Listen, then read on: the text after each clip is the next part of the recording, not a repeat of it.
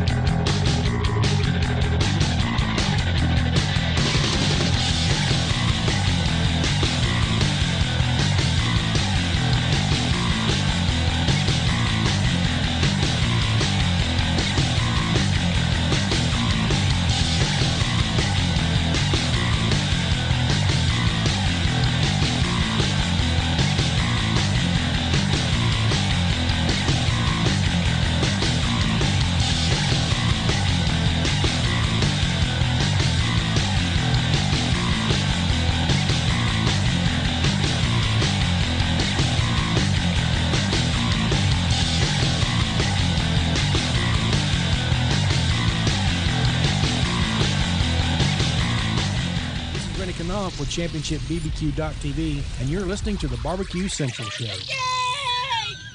Let's go! We'll do it live. Okay. Well, do it live! I'll write it and we'll do it live! So to get that perfect barbecue, you use wood. Are you sure it's safe? Whatever. We put the lighter fluid on, strike the match, and... Oh! Should we call the fire department? That might be a good idea.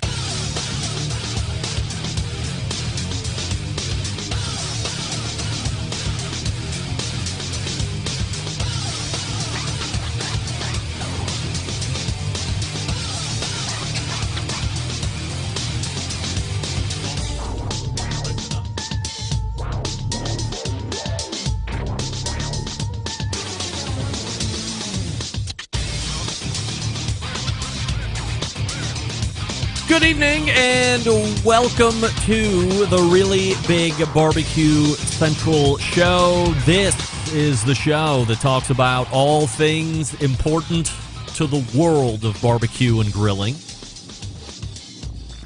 The show originating from the Rock and Roll Hall of Fame city, Bomb City, USA, Cleveland, Ohio, the barbecue capital of the North Coast.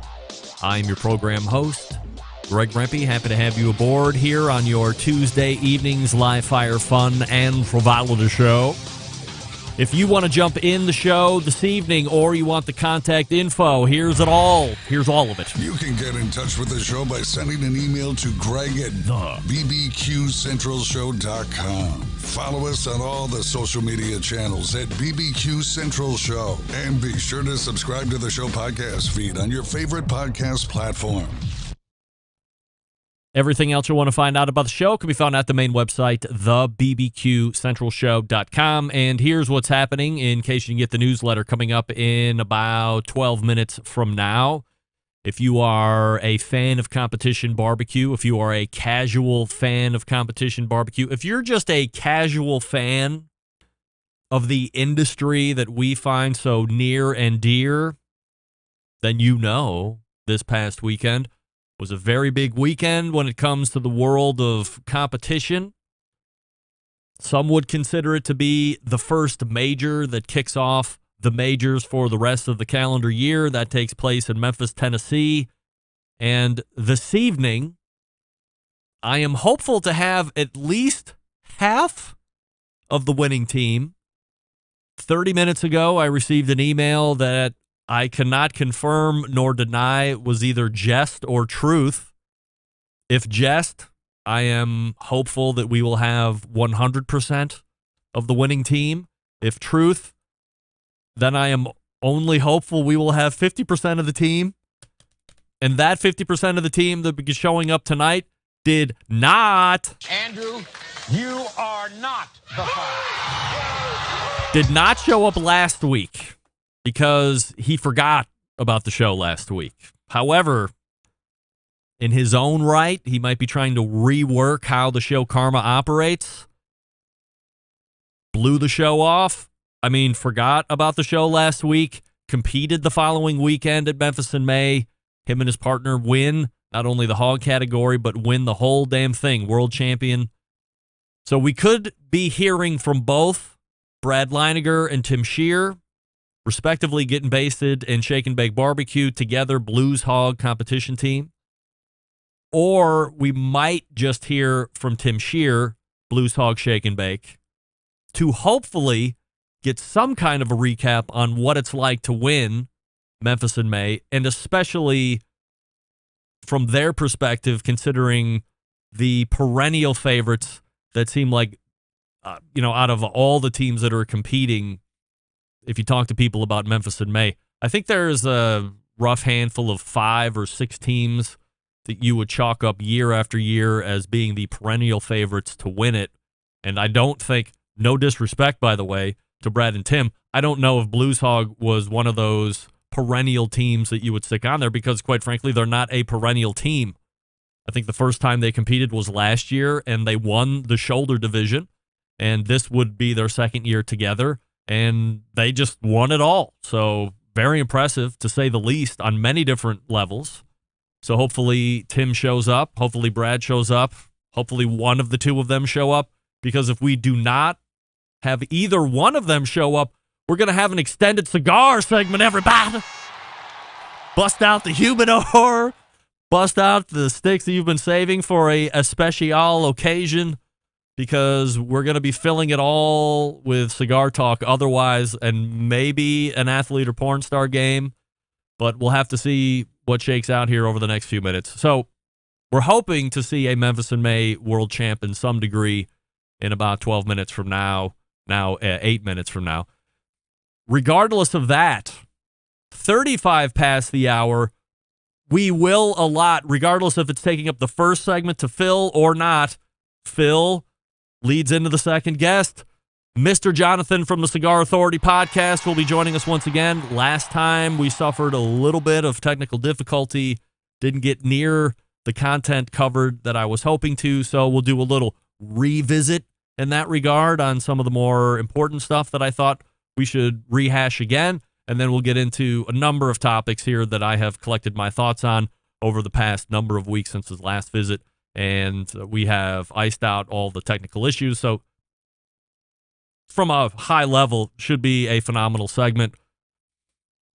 Audibly and technically, I know the entertainment and the knowledge is going to be there, whether you can hear us or not, because the guy's absolute expert. So looking forward to catching up with Mr. Johnathan at 35 past. Then we will move into the second hour, where you would usually find Susie and Todd Bullock from Hey Grill Hey in their quarterly segment.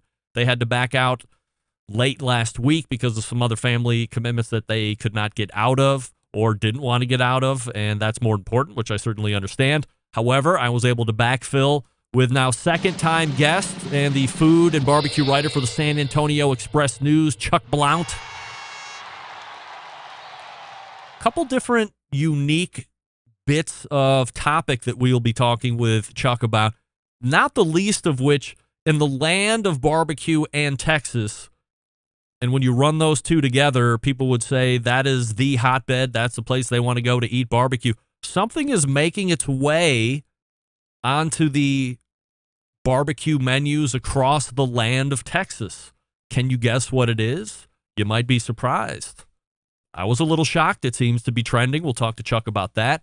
We'll also talk to him a little bit about the competition scene that's going on down there, because as you recall, Chuck billed himself as a competition cook to a certain degree, and then we will end it on lists. And when somebody puts together a list from a news outlet, what's incumbent upon them as a journalist in regards to putting together a list, what's ethical, what's not. And we will talk to Chuck about all of that, because he just named Burnt Bean Barbecue out there in Seguin, Texas, as best barbecue around his region. So we'll talk to him about that. And then closing out the show this evening, a pal of mine who also hosts a barbecue-related podcast, Kevin Sandridge, was boots on the ground at Memphis in May, taking it in a whole different capacity than some of the competitors that we'll be talking about or talking to here next segment, of course. So we'll get Kevin's take on how Memphis in May went down, what he was able to get for his particular show, content you might be able to look forward to with his particular podcast coming up as it relates to Memphis in May. So always looking forward to catching up with Kevin, because he shares a similar passion with me covering this industry and then bringing it to you in his own unique way. So that's how the show lays out here this evening. Blues Hog coming up here shortly. Mr. Johnathan from the Cigar Authority podcast after that. Second hour, Chuck Blount and Kevin Sandridge. That's the show if you need it. Greg at thebbqcentralshow.com is the email address. If you want to follow me socially, you can do that. Twitter, TikTok, Snapchat, and Instagram at BBQ Central Show. Live video feeds can be found on Facebook and Twitch /BBQ Central Show over on Facebook. Over on YouTube as well /RD Rempe, and audibly on Clubhouse as well. So we have a minute left. I don't know if this is even the right amount of time to do what I want to do, so I'll just go ahead and leave that for now. However, I do want to mention this. In regards to a show I did a few weeks back where I referenced legendary barbecue rib burner Billy Bones, I wanted to show you a picture because a lot of you emailed me and said, who's Billy Bones? Well, as you can see right there, Billy Bones is on the right. And who's that on the left? Not only do we have a barbecue legend on the right, there is a barbecue legend on the left. If you're a fan of this show, you know exactly who that is. That's Jim Quisenberry, the original Mr. Memphis in May. This picture sent to me by his son, Michael, who is a loyal fan of the show, which I certainly appreciate. And as I had mentioned, many of you wrote into me after Billy was mentioned, saying that you weren't familiar with him, didn't know much about him, other than what I just spouted off very quickly. So there is a picture of two barbecue legends. I mean, when is that picture taken? The early 80s, mid 80s at the latest. I mean, look at the decor, look at the clothing.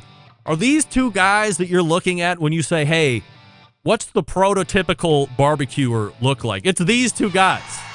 These are your prototypical barbecuers and what they look like. So I thank Michael for kicking that photo over to me. And now I got to tell Tim to get on just in case, because he's not in there. All right, we did that. That's good. Hey, before we get to hopefully talking about Memphis in May with a world champion, at least 50% of the team, I'll talk to you quickly about Oklahoma Joe's, newest sponsor of the show. Since the company's humble beginnings in 1987, Oklahoma Joe's has helped those who appreciate the process and craft of smoking. What began with Joe Davidson, a member of the Barbecue Hall of Fame, and a dozen hand-built smokers at the Oklahoma State Fair 30 years ago, has since forged an Oklahoma Joe's brand that builds some of the most sought-after smokers. Oklahoma Joe's has a proud history of creating uncompromising grills and smokers with a carefully crafted design, and the new generation of the popular Rider Series pellet grills carries on that tradition. The new features of the Oklahoma Joe's Rider Deluxe pellet grill include a Pit Control 2.0 system that delivers the category's first dual sensor temperature control. Fire Focus dual sensor feedback optimizes temperature control on the selected cooking style, low and slow smoking or high heat grilling. A Power Feed system that boasts a high torque auger motor that powers through pellets with incredible performance and power.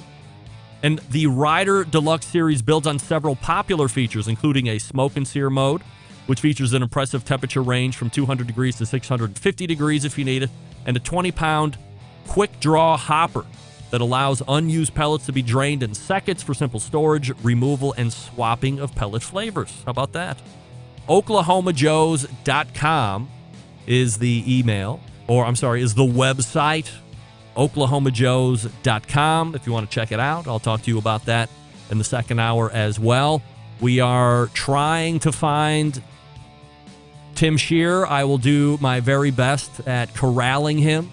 So stick around, and we'll be back right after this. You're listening to the Barbecue Central Show, Presented by the Ryder Deluxe Pellet Grills from Oklahoma Joe's.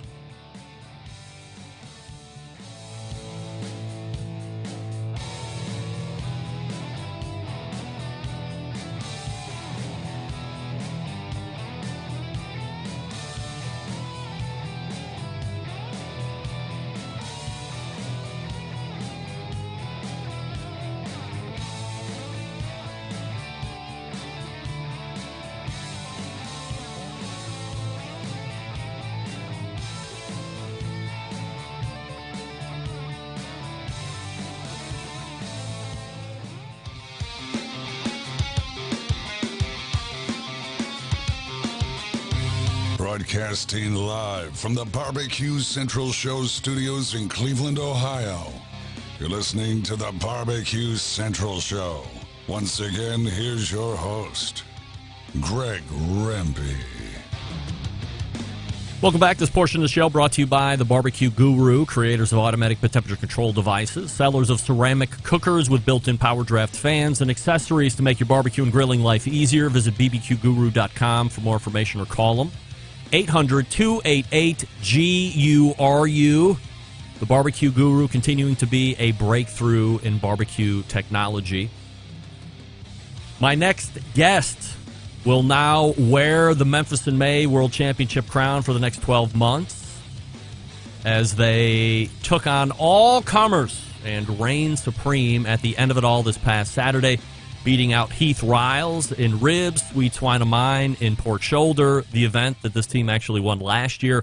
One of them is also single-handedly changing how the Barbecue Central Show karma works. So let's recap and where they go from here. We race to the Oklahoma Joe's Ryder DLX Pellet Grills hotline and welcome back friend of the show, Tim Scheer. Hey, Tim.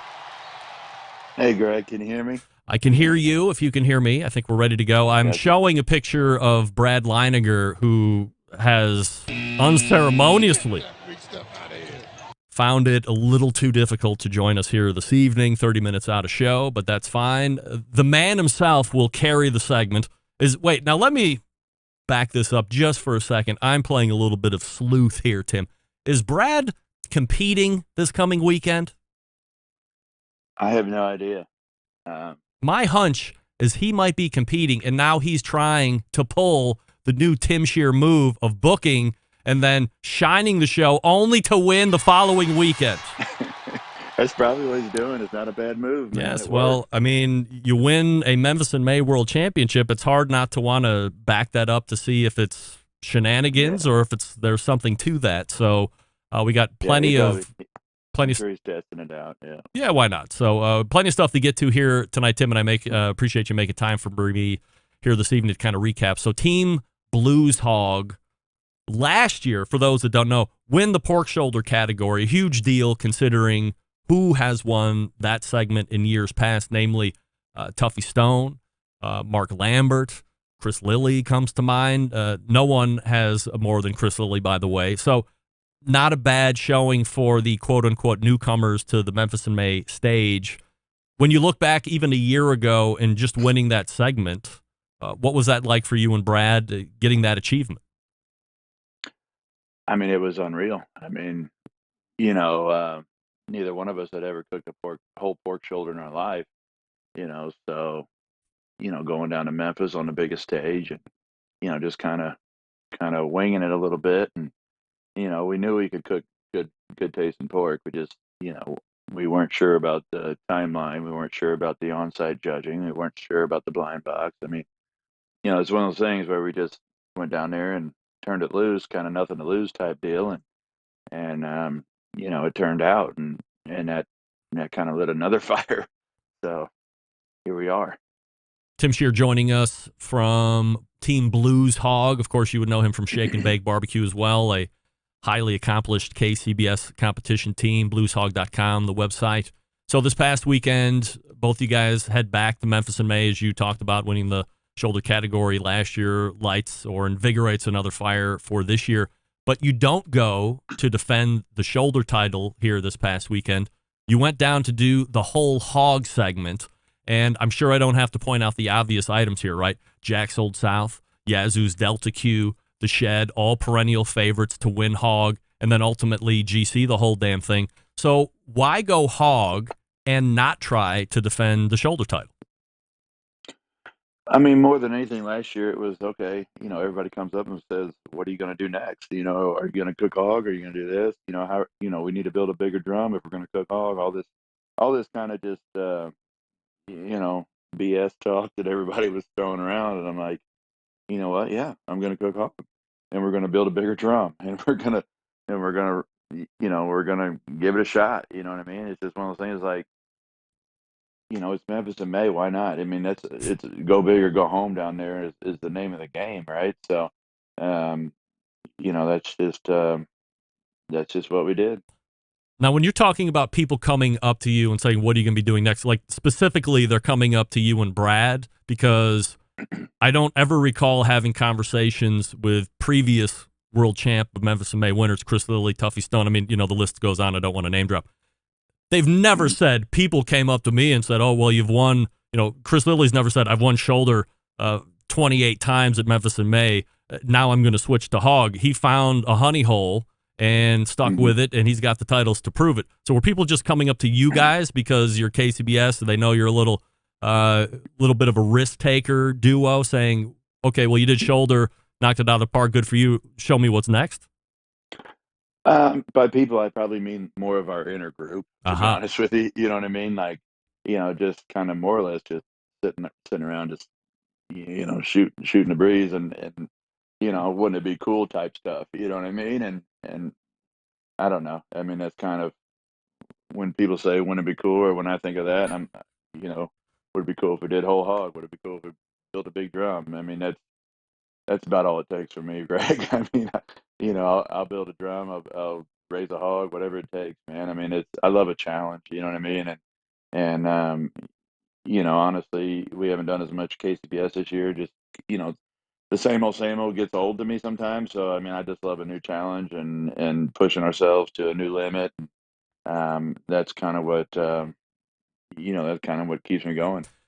Tim, could I make an argument, or was there ever any thought between you and Brad where there are some whole hog assassins in that field? I had listed them off. They had all won not only the segment, but they had won world championships accordingly. But there are a volume less of whole hoggers compared to rib and shoulder cooks. So just by simple math, your odds are a little bit better to win that segment. Was that ever any discussion? Not really, Greg, honestly, because, I mean, we did ribs our first year and we got a top 5 in it and stuff. And, there's more rib cooks, but there's still a select few that, that are there to really compete and win. You know what I mean? There's a lot of partiers in the rib group, I think. And then you get into shoulder and it's a little bit less, and then whole hog, it's a tighter knit group. I mean, it's everybody in the whole hog category could win. So, that's not really why at all. I mean, it was really just a challenge to ourselves more than anything. Yeah. I mean, I've so much respect for all the people in the whole hog category and the whole contest. I mean, it's if you look at the past winners, I mean, it's a hard code to crack. So. Did we go in there expecting to win? I mean, we wanted to win. I mean, that's the reason we went, right? So, it's one of those things where, we went down there to give it our best shot, and that was about the only thing we worried about. I mean, I wasn't worried about anybody else but what we were doing, and that's kind of how I focus on every competition is do what we can do, and that's all you can control. Tim Scheer joining me here on the show from Blues Hog, Pitmaster Shake and Bake Barbecue Team. So, Tim, I've come to know both you and Brad as very high-level KCBS cooks. In my opinion, Brad is arguably one of the best competition cooks here in the last decade or so to do it, period. 3 out of the 4 KCBS Team of the Year titles or something along those lines. I think the last one to win it besides Brad was Travis, and we all know how great of a cook Travis is. But outside of that, I don't necessarily know you or Brad to be experienced whole hog cooks. Are one or both of you that good of whole hog cooks? I mean, obviously, yes, but I mean, I just didn't know that. We're the best in the world, Greg. Yes, that's right. Goddamn right. Got title to prove it. No doubt. No, it's real funny. I mean, no, we're not. You know what I mean? And I wouldn't claim to be, but what we are is we're cooks. You know, and we're not robot cooks. You know, that's I think what separates ourselves from some other people that are following a recipe or a timeline or a program that they got from somebody off the internet or whatever. You know what I mean? And you know, no disrespect, but I mean, we're we're inventing what we do. You know what I mean? So, I mean, nobody's built a mega drum, 550 gallon drum smoker before. So, you know, there's no guidelines. You know what I mean? So what we do is just follow our instincts and you know, just do what we think is right. And if it's wrong, well, we screwed it up. If not, it'll work. You know, so you know, adapt and overcome and try to finish it the best we can. And you know, that's our style, and that's the way I like it. I mean, I don't know. I don't know how else to put it. It's just one of those things like, you know, you know, it's kind of a nothing to lose mentality and kind of a grip it and rip it and go big or go home. And if it doesn't work, well, we'll try again next year. But we're going to leave it all out there, and we did this year, man. I mean, it took it took a lot more prep and a lot more. You know, I mean, we literally, you know, I literally had to hog, you know, bred and raised it on our farm and fed it and, you know, built the drum last year, and we got another one finished just about a week before the contest. So we had two of them.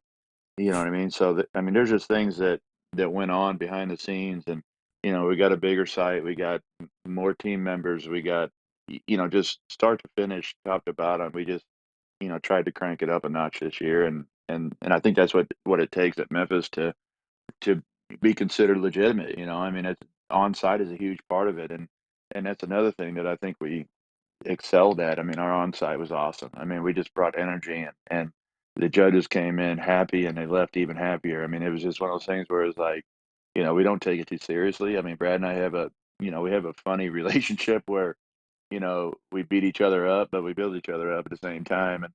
And you know, I think the judges latched onto that and they embraced it, and you know, and then we had the hog to back it up. When we talk about that cooker, and for the folks that haven't seen the Mega Drum, you can go onto Google and start searching around for it. It comes up pretty quickly. It's a huge departure from even your biggest gateway drum smoker. For those that don't know, Tim also is the maker of gateway drum smokers, very popular in the competition circuit and backyards as well. That's a huge upgrade in size, in thermodynamics, in cooking. Then you would go from, you know, like the 50 gallon to now like 550, whatever you said it was. That's huge. Is there a big learning curve on that, or does it, for all intents and purposes, run exactly like the 50? Honestly, Greg, it runs exactly the same. Wow. And I don't know how or why or what, but you know, the first time it was last summer, we cooked up in Kansas City for the Q Festival up there, and you know, the first thing we cooked was a whole hog just for the festival, and I was like, all right, well, let's light it up and see what happens, you know, and literally like within 30 minutes or so, the thing was running 300 degrees, steady Eddie with like a quarter-inch of air on each intake, and it was just like, Wow. you know, we all looked at each other. We're like, "What the heck?" You know. I mean, we couldn't have probably got luckier, I guess. But and the way it cooked the hog, I mean, we had like the perfect crispy skin. You know what I mean? And which is hard to do, I think, on a whole hog. I've never done one, not on the drum, I guess. So you know, it just happened. You know, and the color was great. You know, the way we had the fire baskets, we could move them around and you know focus on the shoulders or focus on the hams, you know, if they were lagging behind. I mean, it was just, you know, it was just a, you know, follow your instinct type cook, and it just happened to work out. I mean, our blind box, honestly, man, was a bit of a train wreck, and you know, so that's the first thing we had to do. You know, at 1:30, we're turning our blind box, and I'm mad as hell at that point. You know, I mean, I was like, wow, we just did all this and goofed up on the thing we should do best at, you know, which is a blind box, you know, but so, you know, but we had 5 minutes to turn it around, and our first judge was already sitting there ready to go. I mean, so, I mean, we literally cleaned it up. I mean, the cooker, the drum was not even out yet. Like we had it still running way too hot, but we're sitting here dumping water on it and throwing our garnish in as fast as we possibly could because the judge was there. You know, it was just a crazy whirlwind, team effort type deal, and everybody just went with it and pulled it off somehow. I mean, it's one of those things where you couldn't have drawn it up like that, probably never will again, but it just happened to work out, which we're thankful for.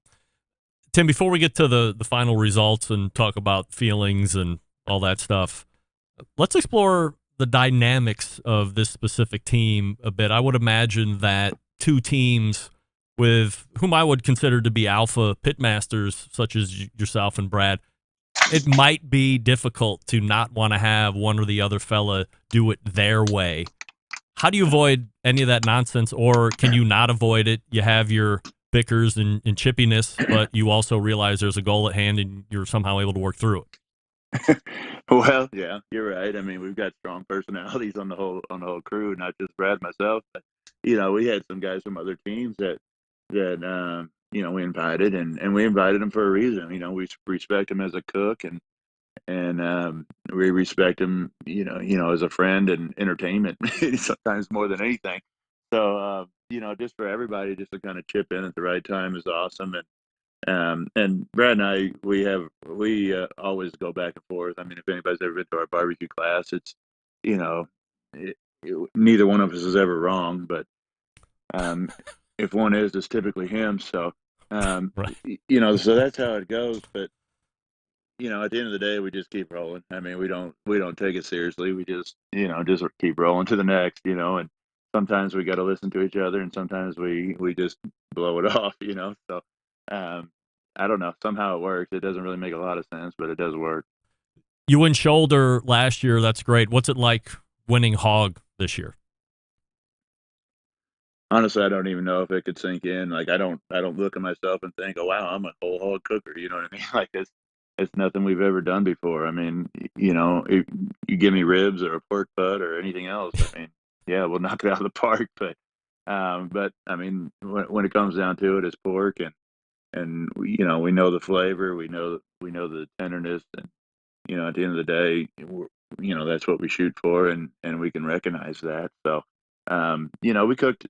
I cooked probably 6 or 7 hogs throughout the last year. We did, some events and, just different stuff, and had a pretty good idea, and definitely had I knew we could do it as far as flavor and tenderness, because we did it a couple times, probably on accident. But, we really didn't have a true practice run, um, other than the one that Brother Dickey tried to cook on the old hickory pit before we came. That was ended up draining a couple fire extinguishers on that one. But other than that, that's the only practice run we had.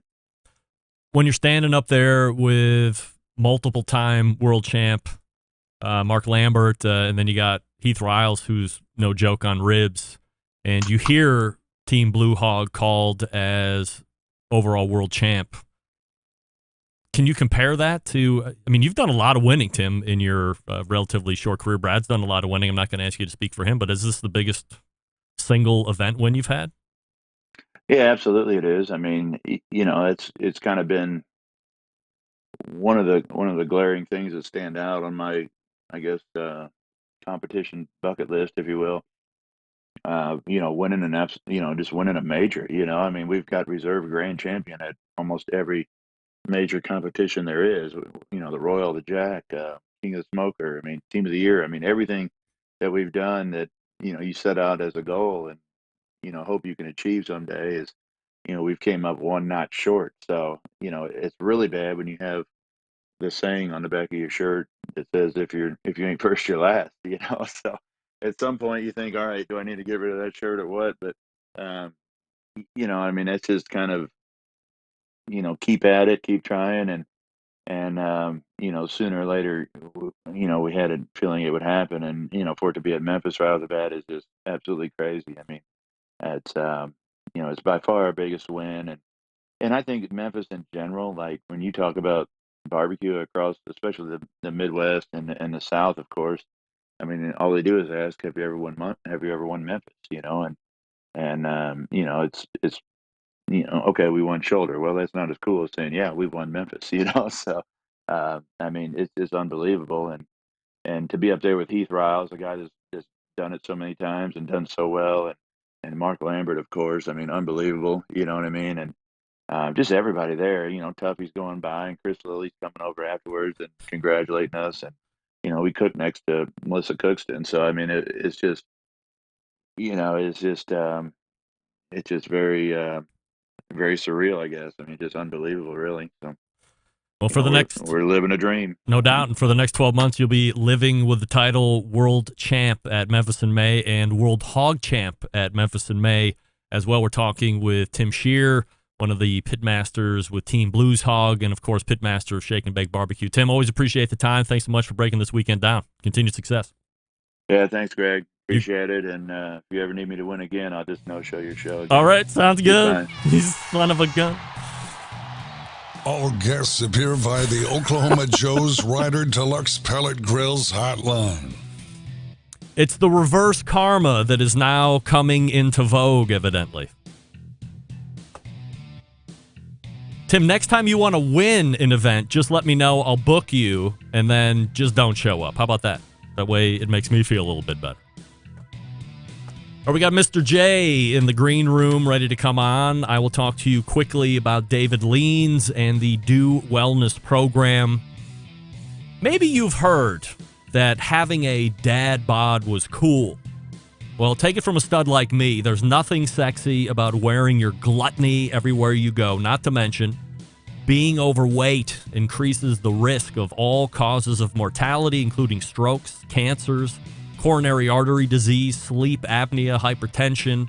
The list goes on. Making the decision to change decades-old food habits can mean the difference between you attaining your health goals versus dealing with the unknown health challenges that you and your family will have to face down the road. Luckily, thanks to our pal, friend of the show, and backyard barbecue enthusiast, and kind of a social media maven, by the way, David McDowell, men's health and wellness coach. You can eat barbecue all year round and still lose the fat.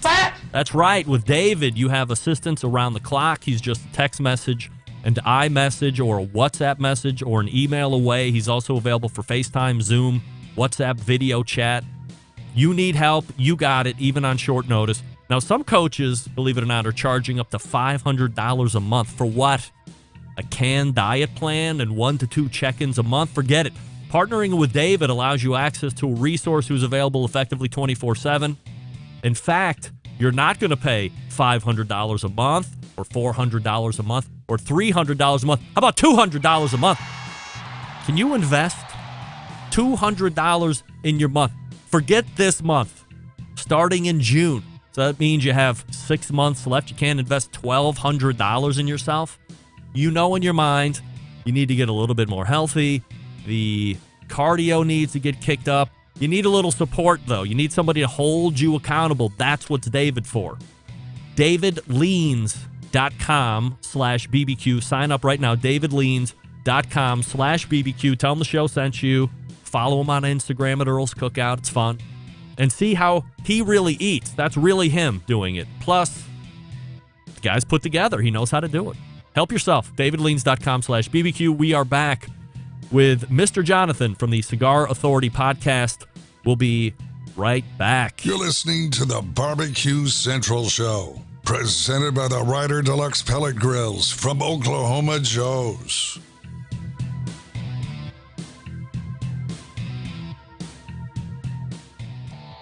Howard Stern, Jim Rome, Dan Patrick, and Greg Rempe. The Mountain Rushmore of talk show entertainment. Now, let's get back to the Barbecue Central Show. This portion being brought to you by cookinpellets.com, your number one source for quality wood pellets for all your pellet-driven cookers. Visit cookinpellets.com for more information or to purchase or to see what other great products they have to lend a little bit of smokiness to your wood-fired foods. My next guest tonight is one of the co-hosts of the most popular and longest-running cigar podcasts in history. You can listen to the show every Saturday at noon Eastern live, or just subscribe to the podcast, listen at your convenience.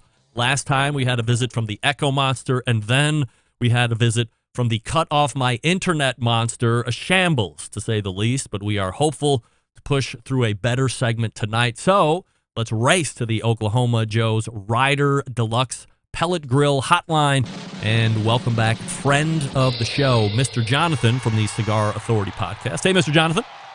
God, I hope I did this right. You did it right, and you sound absolutely masterful, which we certainly appreciate. No doubt about it. Thank you. Thank you. I took your advice, and I got the right equipment. See what happens when you listen to the master. I tell these people, right. I got people that are worth hundreds of millions of dollars, and I say, please, go out and buy this $60 microphone. And it's like I've just asked them to not give me a loan, but to literally give me a third of their wealth or free use to their private planes. I mean, give me a break. No, this thing is magical. Yes. Magical. I've You used it a sound few great. times for a couple of different podcasts, a couple of different Zoom calls. Everybody says it sounds good, and I'm happy with it. Mr. J, what's smoking good right now in the shop? Well, I'm smoking a Bandolero right now, and I cheat. I buy them well in advance, and I sit on them for a little while, as I do with most of my cigars. But Bandolero right out of the box is great. Everybody who listens to the Cigar Authority knows I'm a huge Aladino Corojo Reserve fan, and the Robustos are in their stride right now. I have just got to stop myself from buying box after box after box. Also, in my regular rotation is JFR Lunatic, CLE, especially the new Stadium series, Garofalo La Familia in the Sun-Grown Robusto, Fire. Any Perdomo in Sun-Grown is just righteous. The new Padron 95 Natural is stellar. Buffalo 10, I know it's in your notes for later. I have to say it because you reminded me of it. I smoke that often. Julius Caesar, Chartero Cabano. There's just a lot of good stuff on the market. We were suffering a bit through technical issues that I'd mentioned there at the top when we started to answer this question last time. So let's hit it again, and we'll mention Buffalo 10 here in about 5-6 seconds. When it comes to the up-and-comers in the industry, what names should we budding cigar enthusiasts and even the seasoned pro be on the lookout for, and why? El Artista is making some unbelievable stuff out of Dominican Republic. Ram from El Artista is just a master. They're growing some of their own tobacco. They're almost vertically integrated. They're kind of on the cusp. They're really killing it. That kid Noel Rojas, his stuff is fire right now. And then, without getting into the larger tier, the people that spend $1 million or more in just print ads, you've got the folks at JFR, which is Aganorsa Leaf. Their stuff is really consistently good. Padron is in that second tier. They make about 2 million cigars a year.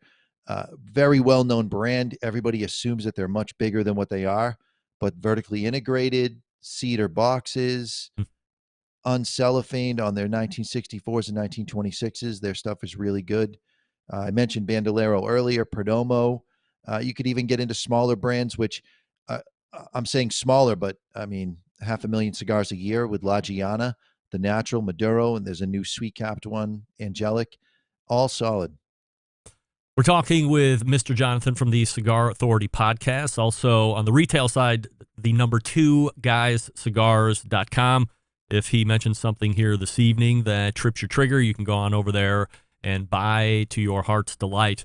Mr. J, do you see people being pressured into brands or others being told that you should be smoking this or that, even though their particular palate might not agree with it? Because even as adults, we want to look cool, right? There's a douche factor in cigars like any other industry. So, and there's influencing going on where people that they'll see something, for example, that I'm smoking in the shop, and they'll say, well, what are you smoking? And I know that they're a mild smoker. And I lean more toward medium to full bodied and full strength. And I'll say, you know what, Mike, I don't think this one's for you. And sometimes they'll still pressure themselves into going. And really, I think the mistake for cigar smokers is, on one hand, people don't push their palate enough. And on the other hand, people just don't listen. So push your palate a little bit. You should reach out to your local tobacconist and lean on their expertise. I mean, they're professional cigar buyers. So lean on their expertise and see what you should be smoking to push your palate. and stay away from the legacy brands, the brands that are being gobbled up by the Jay Cortezes of the world and the Swisher Internationals of the world. These are just mega conglomerations of companies that are putting out mediocre cigars at the top tier pricing because we, the consumers, are paying for their ad budgets. This is where we got cut off last time. So let's start again. What brands of lighters and cutters are you using? And can one correlate cost and quality? Because in the barbecue world, we use this term, buy the best and only cry once. Is that the same for cigar accessories? With lighters, no. And with cutters, to a certain degree. I use the Colibri SV cutter. It's a deep V cutter on one side. It's a straight cutter on the other. I believe they use a German steel blade. All I know is that I've cut 10,000 times with this thing. I mean, the finish is wearing off the black, and it still is sharp as the day I bought it. And I'm not even particular. I cut through the cellophane on customer cigars. If they ask for a cut, I don't even take it out. I just cut right through it. It cuts every time. There's no problems. So this is about $88. It's on the upper middle of cutter pricing at $88. When it comes to lighters, the only lighter you need is the Vertigo Cyclone. It's the best that there is. This one's been through the washer and dryer 3-4 times. I've been into 4 different countries, 6 different states. I've flown with it. I've never been caught by TSA. I mean, I literally throw it in my carry-on in my shaving kit, and I go wherever I go, this lighter goes. It's the best, and they're $13. There's a lot of different lighters out there at a lot of different price ranges, and I'm maybe a little over green as far as where my knowledge base is on this. But what I've come to find on lighters is the number of jets correlating to the ring size of your cigar could potentially be a problem. You know, that Cyclone you have is a 3-jet lighter. Some of them are 4 jets. Would you say that if you have a smaller ring gauge lighter, you would want to be looking for something that at least is giving you a flame tip so you're not just jetting down the whole side/wrapper of the cigar and charring it up, or should you turn the output down in order to stay away from that? You could turn it down a little bit, and I'm actually hoping that this thing doesn't run out of fuel. I intentionally grabbed a lighter that's a little low in case you asked me to show some maintenance, but the whole key to using any lighter is the hottest part of the flame is way up at the tip, and where those 3 jets, it just went out, where those 3 jets come together, that's the hottest part of the flame. So even on a 38 ring gauge Lancero, you're going to aim for the center line of the cigar and above with your flame. Let me give it a little shake here. And that's where you're going to be doing your lighting from. So even up to 5 jets, you can still light a very thin, small cigar and not scorch the wrapper if you're careful. All right, so you've gone out of fuel there, and let's talk about maintenance for a second, because every spring I would encourage anybody who's got any kind of grill to do a spring cleaning, if you will, bust the guts out, do the whole big scrape out, all the leftover remnants of, because I would hate to say that maybe somebody left some grease in, it's coagulated there over the winter, now it's starting to warm back up again, get a little loose, slimy, it's probably gone rancid at this point. What about on your accessories for cigars? How do you keep those in proper working order? Every time you fill a lighter, you really should go through this process. You get your lighter upside down, and the key is, and I'm not even going to show the brand name of butane. The key on the butane, they all buy their butane from the same factory if the seal's in the top. So it doesn't matter what it says on the front, but when you go to fill your lighter, you'll notice that mine's not filling all the way, and there's this little remnant piece here, which is just back pressure. And what'll stop a lighter from working 98% of the time is that back pressure. So a little pin, something that can depress that valve to let the pressure out. And now when I go to fill this up, I'll be able to fill it all the way to the top. And boom. Now I have a completely full lighter. I've got all my pressure, and I can control the flame much better. Nice simple tip right there. So, and you want to do that every time you fill up, you said? Every time you fill it. Yeah. You, why leave with a half a tank of gas? And if you get past the 50% mark with back pressure, the lighter is going to appear to be broken. And I'm going to tell you, when I say 98% of the time, it's probably 99% of the time. People think I'm a genius when it comes to lighters. And it's the exact same lesson I give to every rookie that starts in the shop. Bleed the lighter, fill the lighter, and if it still doesn't work, then come get me. Mr. J, spring has finally arrived, at least in Cleveland. The weather's finally broke. It's the first time in recent memory I don't have the heater to the left of me actually running to keep me warm here in the basement. Summer soon to follow, obviously. So there's going to be a lot of weddings kicking off here shortly. Those events certainly go with cigars. What are your best suggestions for sticks to bring in an event like this? And what are some other things to consider besides brand alone? You're going to need a jet lighter like the Cyclone. You're going to need a cutter at the very least. And then I'm a retired wedding disc jockey, semi-retired. I have one coming up this Sunday. The big key is that the bride is going to lose her mind at the 50-minute mark when all the dudes are smoking cigars outside and the party is going on. So if you go with a Robusto is 5x50. That is going to burn for about 45 minutes. You get everybody the same cigar. So let's say you got a wedding of 200 people. You're going to need roughly 40 cigars to satisfy the people that are willing to smoke, because you lose half of your audience because they're by and large women and they're not going to smoke. You're going to have a small percentage of the men that are absolutely not going to smoke.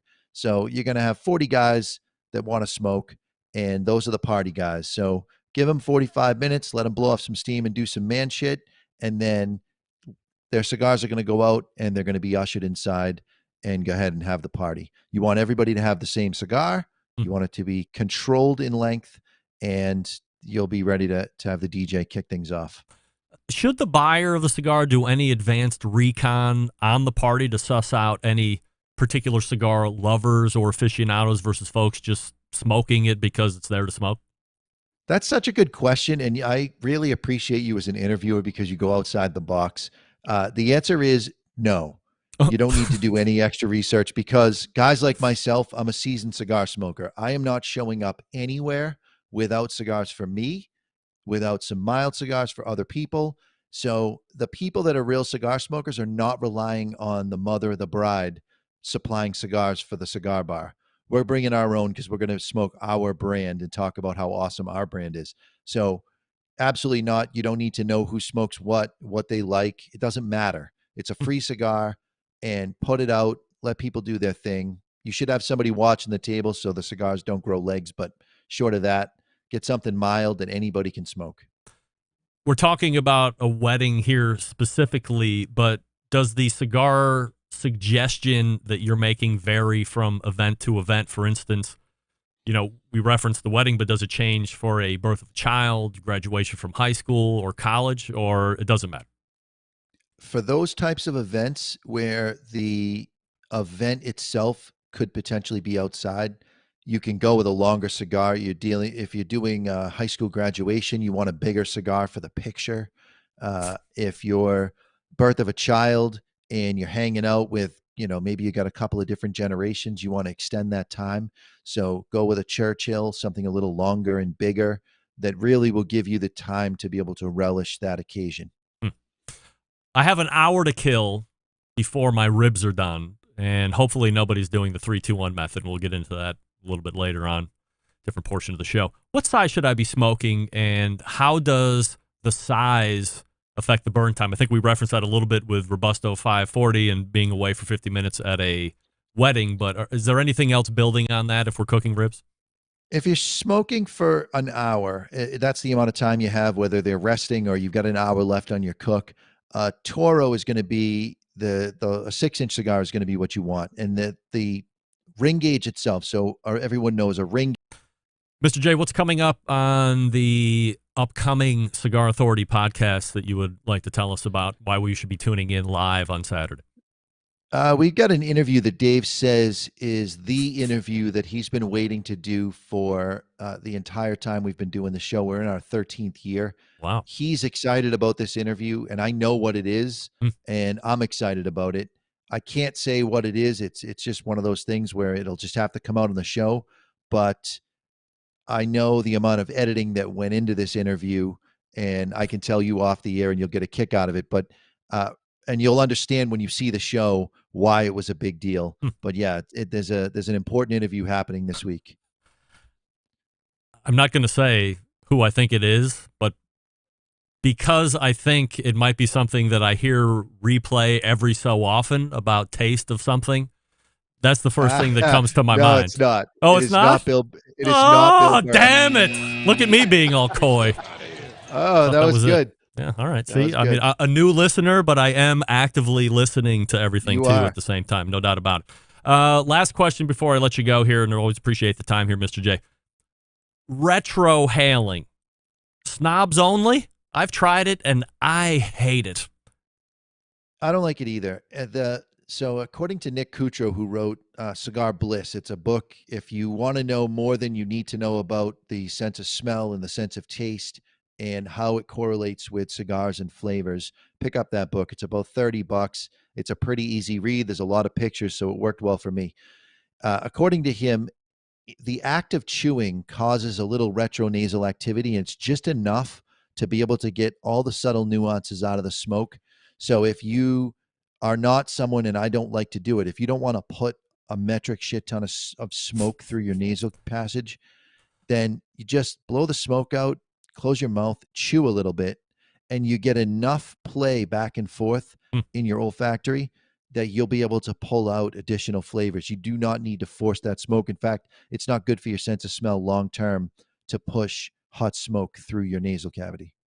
Well, that's good, because I feel like I should be making more of an effort to do that as I'm smoking cigars, but then I always go back to, well, I'm the one smoking the cigar, and if I'm getting enjoyment doing it X or Y, then I'll just continue to do that and not worry about if I'm pushing smoke through my nose or not. No truer words have ever been spoken. You got to do you, boo. Mr. Johnathan is here telling us all about cigars in only the way that he can. You can watch him live every Saturday on the Cigar Authority live show, which is also then turned into a podcast, so you can find that on all the podcast platforms. Mr. J, always appreciate the time, and we will do it again soon. All right, my man. Thanks so much. You got it. There he is.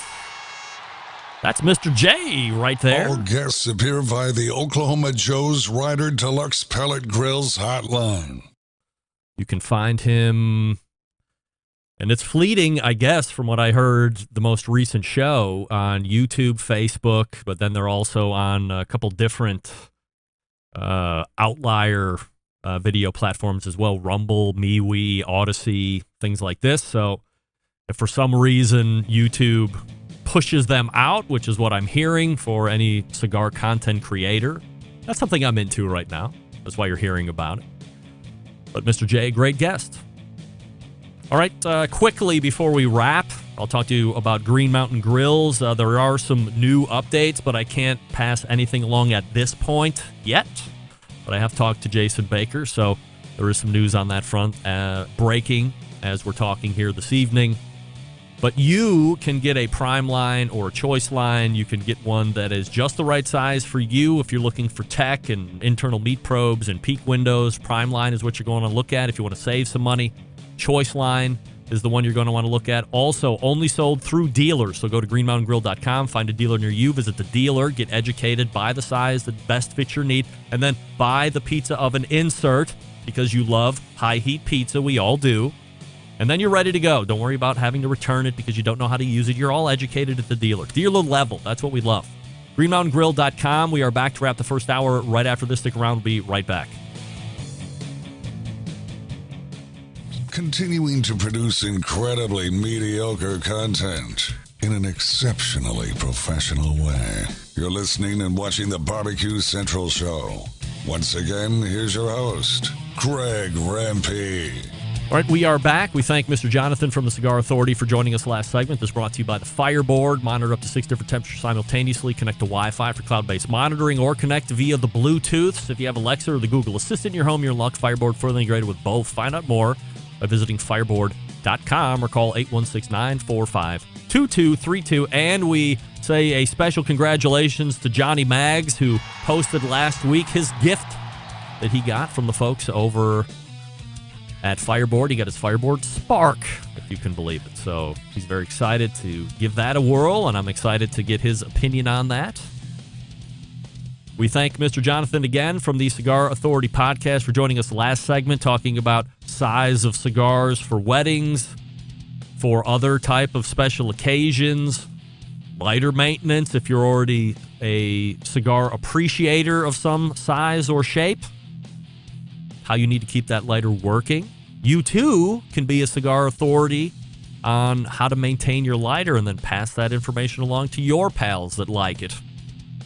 Also, we thank our first guest, Tim Scheer, 50% of the team that won Memphis and May's World Championship this past weekend. By the way, I just did get a follow-up email from Brad Leighninger, and he's definitely not stiffing the show for any other reason than he has a really good reason for missing the show, and we pass along our good thoughts to Brad and all that is involved with what he has going on here this evening, and certainly sorry to hear that he is doing that, but I'm not going to spill his beans.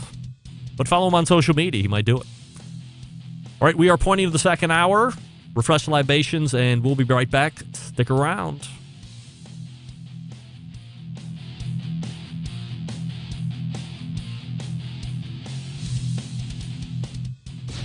Hi, this is Austin Parsons, pitmaster with Smoky Mountain Q in Nashville, Tennessee, and you are listening to the Barbecue Central Show.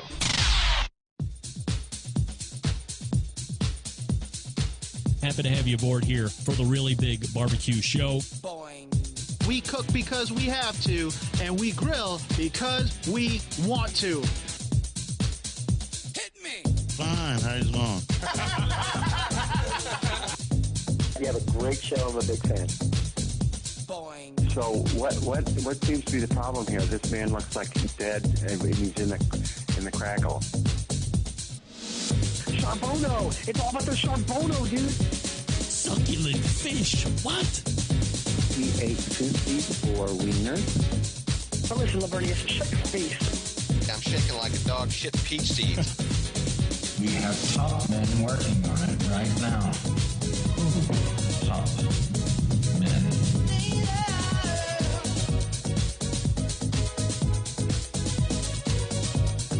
Right, just like that, we are into the second hour.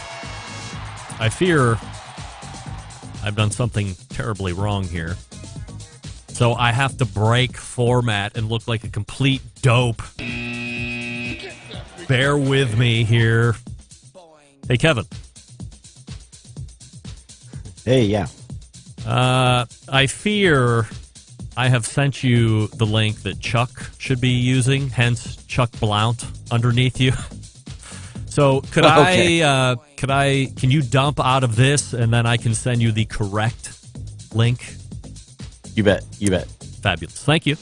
We'll see you here in just a little bit. That's Kevin Sandridge from the Barbecue Beat, everybody.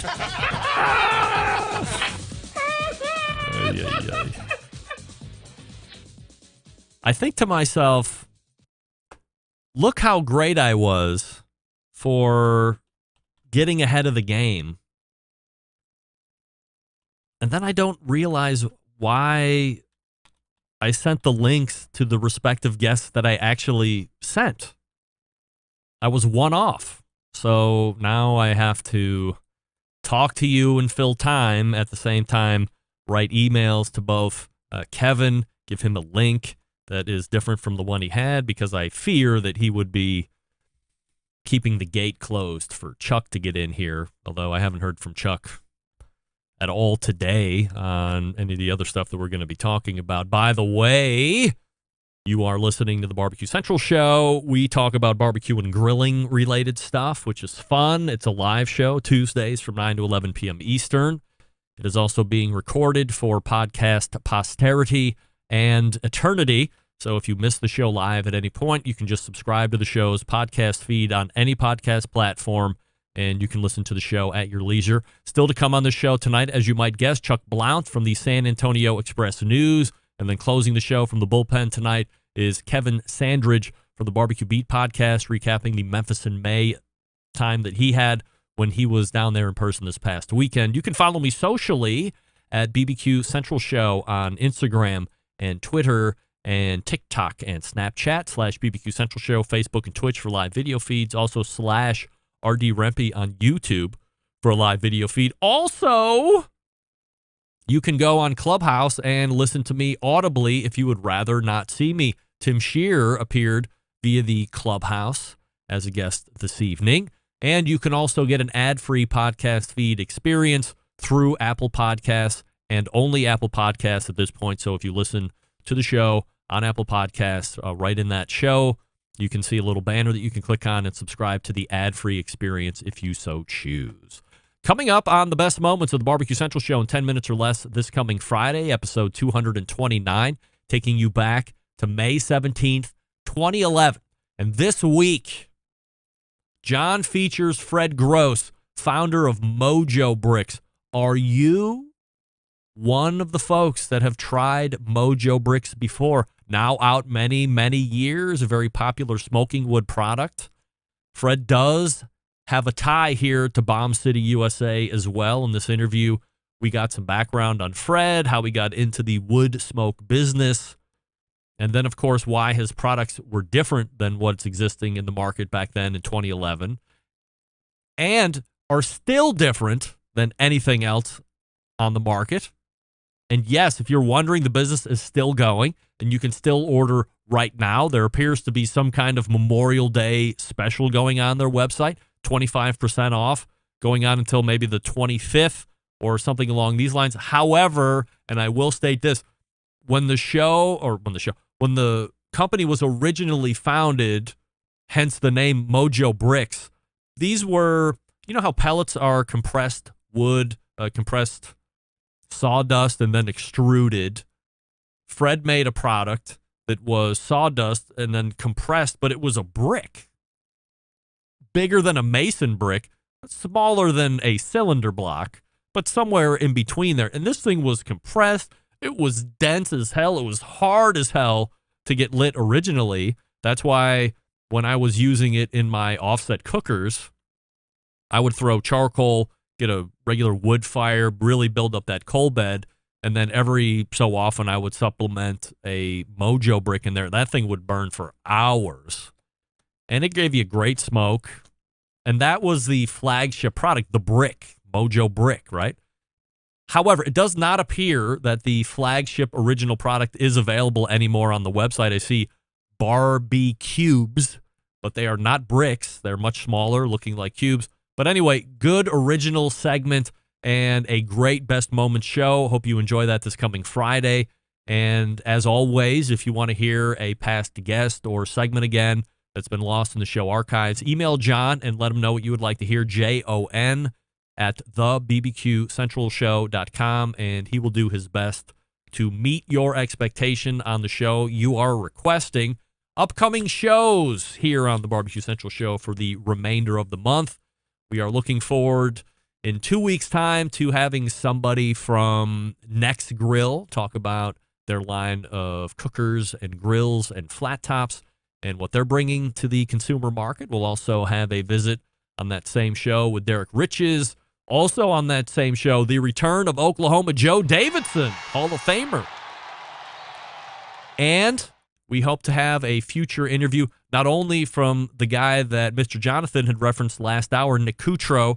We're not going to be talking near as much cigar with Nick as we just are going to be talking about flavor, palate development, tastes, aromas, being able to pull out different flavor profiles when you're eating stuff, and potentially also promoting his Pro Palate program. So we're working on putting a whole hour together with Nick, but we're also hoping to set up a future interview with a guy named Eric from Pimp My Grill.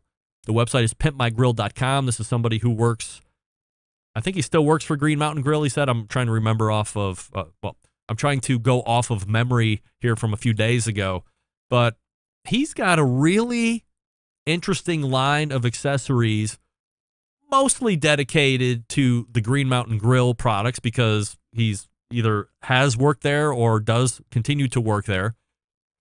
So he's exposed to a lot of Green Mountain Grill products and has made a side business of making accessories. So if you know the smokestack that goes on the Green Mountain Grill, it's got that little twirl in rain cap, untwirl that, and he's got these big tractor trailer smokestack, chrome and also black in color. Stick it right on there. That makes it look unique. He also has a internal racking system, which is currently on pre-order, or there might be like a version 2 that he's working on. So instead of just using the main cooking grates that you would find on these within the internal structure of the Green Mountain Grill, you would secure something. You don't have to drill through it. I mean, if you would have had to drill through it, that would have threw me off the website in 1 second. But you don't have to drill through it, which is nice. And you now have pull-out shelves like you would find in an offset smoker, which was really interesting. So I touched base with him, told him I'd love to have him on the show, promote the product, talk about how he got started, all that fun stuff. So be on a lookout for a future interview from Eric with Pimp My Grill. That'll be very interesting. Also, make a note of this date, 1 week from tomorrow, May 25th, Wednesday, May 25th at 3 p.m. Eastern, 2 p.m. Central. There will be another exclusive show on that Wednesday where Emily Park from the American Royal and I will announce the Barbecue Hall of Fame class of 2022. If you watched the show last Wednesday at 3 p.m. Eastern, of the 9 finalists last week, you know now that unlike years past where 3 people were going in, now 4 people are going in the living portion of the Barbecue Hall of Fame, and not 2 people, but 3 people will be going into the legacy side of the Barbecue Hall of Fame. And there is also an added award that will be given out this year that has never been done. This is called an Impact Award. This is something that's going to be given to a group or a group of people that has impacted the live fire or barbecue and grilling community. However, they are not going into the Hall of Fame, but it is an award that recognizes their achievement nonetheless. Again, the show will start next Wednesday, a week from tomorrow on the 25th, 3 p.m. Eastern. Again, exclusive. Hopefully, nobody gets loose and tells anybody anything before they're supposed to. So follow me on social or stay tuned to this show for further updates. But otherwise, mark your calendar for a week from tomorrow, the 25th of May at 3 p.m. Eastern, where we will announce who makes up the 2022 Barbecue Hall of Fame class. Looking forward to that. Also, I do want to mention this. A number of you touching base with me through Instagram as you were watching my stories over the weekend. I put a Green Mountain Grill together, also put an Oklahoma Joe grill together. A lot of you want to know about the Oklahoma Joe burn-in. These things are technical beings. I got it put together right. When I fired it up, I got an error code. So out of the box, it's not working. But again, when you're putting technology on grills, these things happen. Maybe something broke loose in transport. I don't know. But we are resolving that through customer service right now. And I have really nothing to say other than it looks great put together. I can't use it right now. And we are working through that. So once I have further feedback, I'll let you know. And I will obviously video that burn-in as it goes. So that's what's happening with the OKJ at this point. All right, let me talk to you quickly about Sterling Big Papa Ball, the one-stop online shop for all things barbecue over at Big Papa Smokers, a curated selection of only the best outdoor cooking and grilling supplies, getting you on the path to better barbecue results in no time. Known for the championship rubs and seasonings, popular flavors like Sweet Money, Cattle Prod, Cash Cow, all proven winners on the competition circuit and in the backyard. Also owning and selling Granny's barbecue sauce. So if you're looking for a new go-to sauce that will please everybody's palate, why not give Granny's sauce a try? Great all by itself. Also great as a base sauce that you can then trick out however you see fit. You choose, or do both. Aside from the premium selection of rubs and sauces, Big Papa Smokers also offers the very best pellet, charcoal, and wood cookers available today. If you're looking for a versatile smoker that's easy to use, check out that Mac 2-star General Pellet Cooker.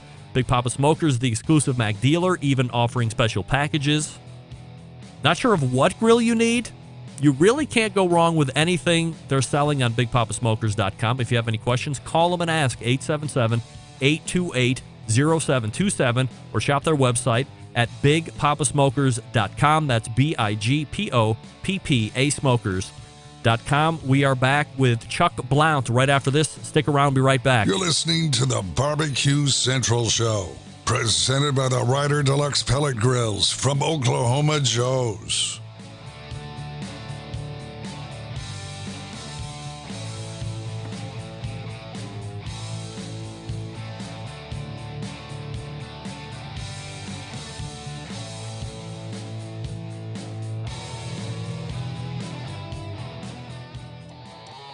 Howard Stern, Jim Rome, Dan Patrick, and Greg Rampey. The Mountain Rushmore of talk show entertainment.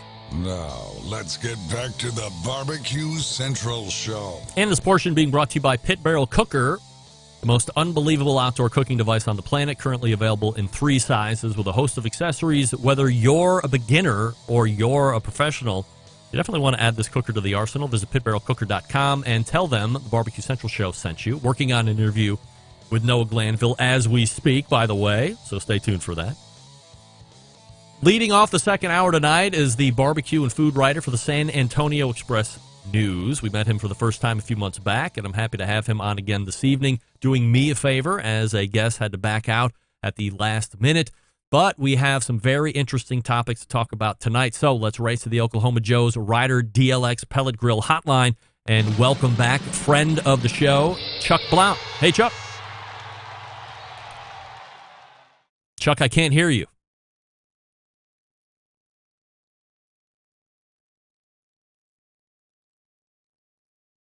Nothing. I hear nothing. I know nothing. Do you have your input set to the microphone?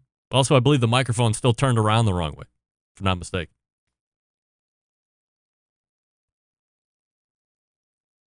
Welcome. If you made changes, you're going to have to back out and then come back in, and typically that will resolve itself.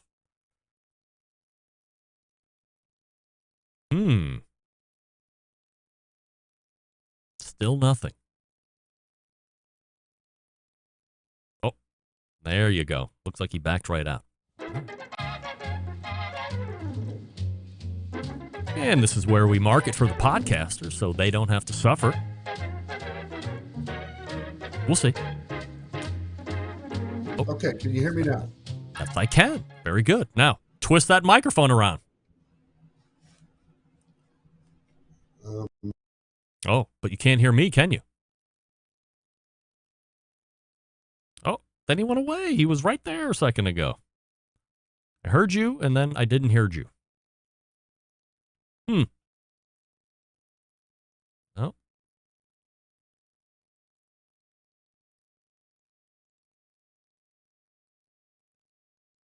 Got nothing. I wonder if I heard you through your computer microphone. Did you go into your sound settings and change the input and output to the Rode microphone? And if you do that, then you'll have to back out again. By the way, Jeff Cohen, host of the Baseball and Barbecue podcast, is watching here. Nice T-shirt, Greg. Well, thank you, Jeff. Everybody who is in the grilling knows. Hold on, Meathead. Meathead jumping in there just for a second.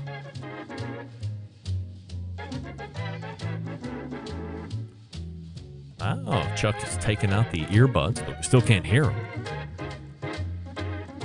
Still can't hear.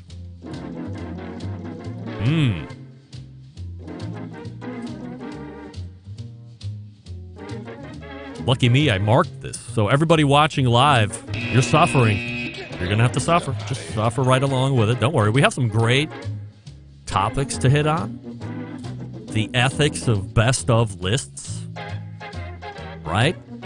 There's a special dish that is making its way onto barbecue restaurant menus that may or may not surprise you. Can anybody guess what the not surprise item, but a trendy item that's making its way onto barbecue menus is?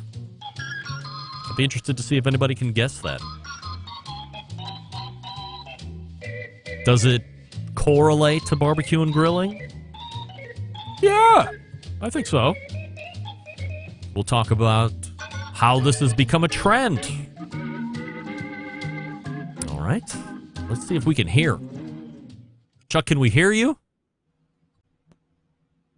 Yes, I can hear him, but he can't hear me. Now he can hear me, I bet. Can you hear me now? No, he can't hear me. Can you hear me now, Chuck? There's a microphone in the room. Can you hear me? No. Wow. New sponsor, SpaceX. No kidding. Wow, well, the microphone went away again. Interesting. See, the music makes it a little bit more palatable. Folks, I'm making a declaration right here on the show right now at 10:18 and 47 seconds on the Barbecue Central show that any and all guests will be sound checked no matter what going forward. I don't care if you're a CEO of a publicly traded company or if you're just some ham and egger off the street. We're doing it. Now, outside of you maybe hosting your own podcast, I might let that slide. In full disclosure, I didn't sound check Kevin, but we know he sounded good when I just popped in on him a little bit ago. But let it be known to anybody else listening right now, if you're going to be coming on the show, you're going to be getting a microphone. Chuck has a microphone. I can see it right there. Pointed the wrong way, but he's got it. But something's wrong. We just can't. I think he can hear me, but I can't hear him. So from now on, it's all sound checks all the time. And if you can't make time for a sound check, you're out. I'll put the cat on the show. Cats love it. Boy, do I have a new cat story that I do not want to tell because there's going to be a lot of I told you so's. All right, well, I got time to do this now, so we'll see if Chuck can figure out his input settings and output settings in his computer system. I've just taken him down off of the live stream, but I can still see him in my switcher. His line is on, so if it comes up, I will be able to hear him, and then I will stop what I'm talking about, and we will go back over to Chuck. So I was going to reference this in the beginning of the show and ran out of time as I was babbling on, talking about all the other cool stuff that was going on. But I do want to mention this specifically in this show. I don't know how many of my listeners go back to when I even owned and or ran a barbecue forum. It was originally the Barbecue for You message board that then morphed into the Barbecue Central message board that then morphed into the Barbecue Central show podcast and now live show. But it all started with my cousin Glenn Rempe, who got me into barbecuing, and then from an entertainment and information standpoint, it all started with my barbecue forum that I owned real early 2000s when that technology was super hot. There was a competing, and from all accounts, probably the real first legitimate Chuck?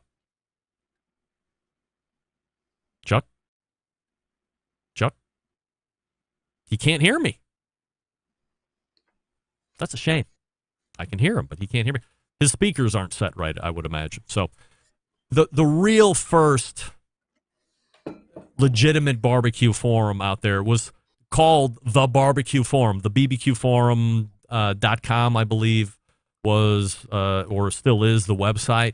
It was run by a gentleman and founded by a gentleman named Ray Basso, and he put this together, and it ran for decades. It's still technically out there now. Now, I think you look over the history of where technology is or has gone, message boards by and large have lost a lot of favor to podcasts or live streams like this, or obviously YouTube and Google, things like this. But back in the day, early 2000s, you wanted to learn how to barbecue. You would jump on a message board, you would ask or post a question and hope somebody answered you back that knew what they were talking about, and that's how you learned how to barbecue. That's how I learned how to barbecue in the early 2000s when I was just getting into it, 2003, 2004, whenever that was. Ray specifically cultivated his forum and brought together the biggest names in competition barbecue at the time. Now, still, when you look at the live fire community and industry as a whole, the competition world is but a mere fraction of in the whole makeup of the industry. But if you wanted to be able to interact with the biggest names in the competition scene in 2006, in 2007, in 2008, 2009, 2010, you went to the barbecue forum.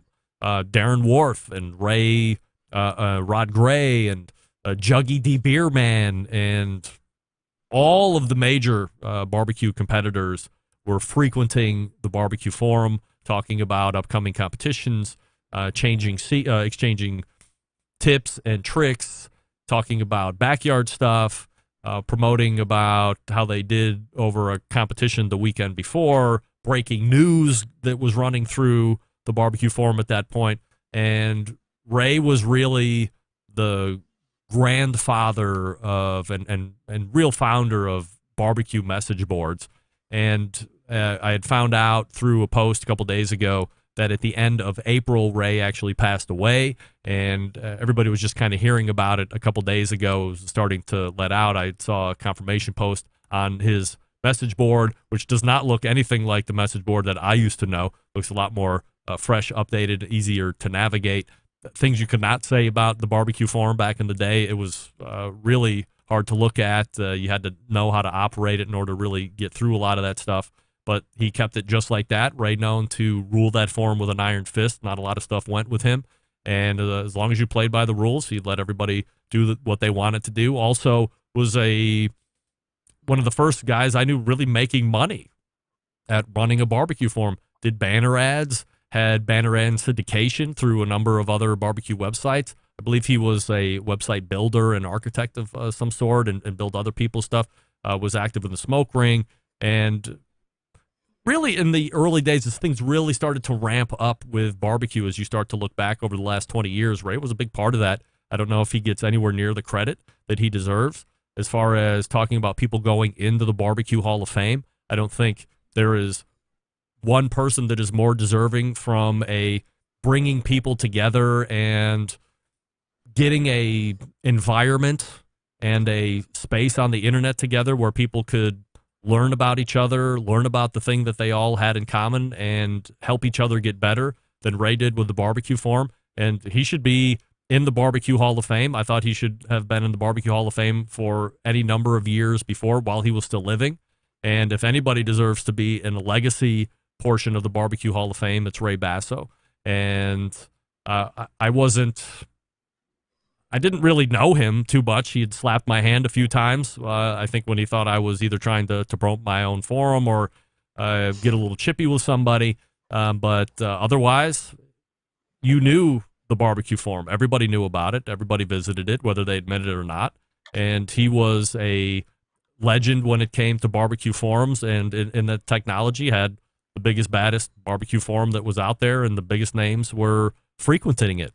And as I had said before, Ray had started podcasting literally a month or two before I really started to get into it, and he was a big inspiration for me getting into podcasting, solely because I heard him and how he was doing it, and I thought I could do this and probably be better than one guy.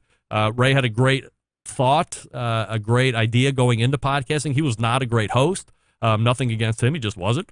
And that inspired me to continue to chase down my thought of getting into a barbecue podcast. But when it came to size and recognizability of barbecue forums, there was nobody bigger than he was, and was certainly sorry to see that he had passed away. And I've actually reached out to his son to see if he was interested in coming on the show and talking about his dad and what he remembers of him starting this whole thing, because it is a big portion of our history and growth as an industry. So wanted to talk about Ray there just for a few moments and eulogize him. So shout out to Ray Basso one last time. Greg, now let's go back to Chuck and see if he's there. Chuck, are you there? Yes. Can you hear me? I can. Can you hear me? Yes, we're all Great. good. Yes. The segment's over. We'll see you next week, Chuck. No, I don't know what happened, man. I'm not the smartest computer guy in the world, but everything went fine last time. So I thought I had it right. But yes. We need to test. We need a mic check from now on. Yes. I was talking in general terms. I know you were right there as I was telling everybody. I was laying down the new laws of the show. But, why not? We're trying to run a professional ship. Why not take a couple minutes every time over the weekend or whenever it's convenient just to make sure that, who knows with technology? It's all great until it doesn't work, and then you're caught for, 6, 7, 10 minutes trying to figure out what the deal is, and it feels even more pressure-filled because we're really on the clock at that point and what have you. So It's great to have you back on. I appreciate it.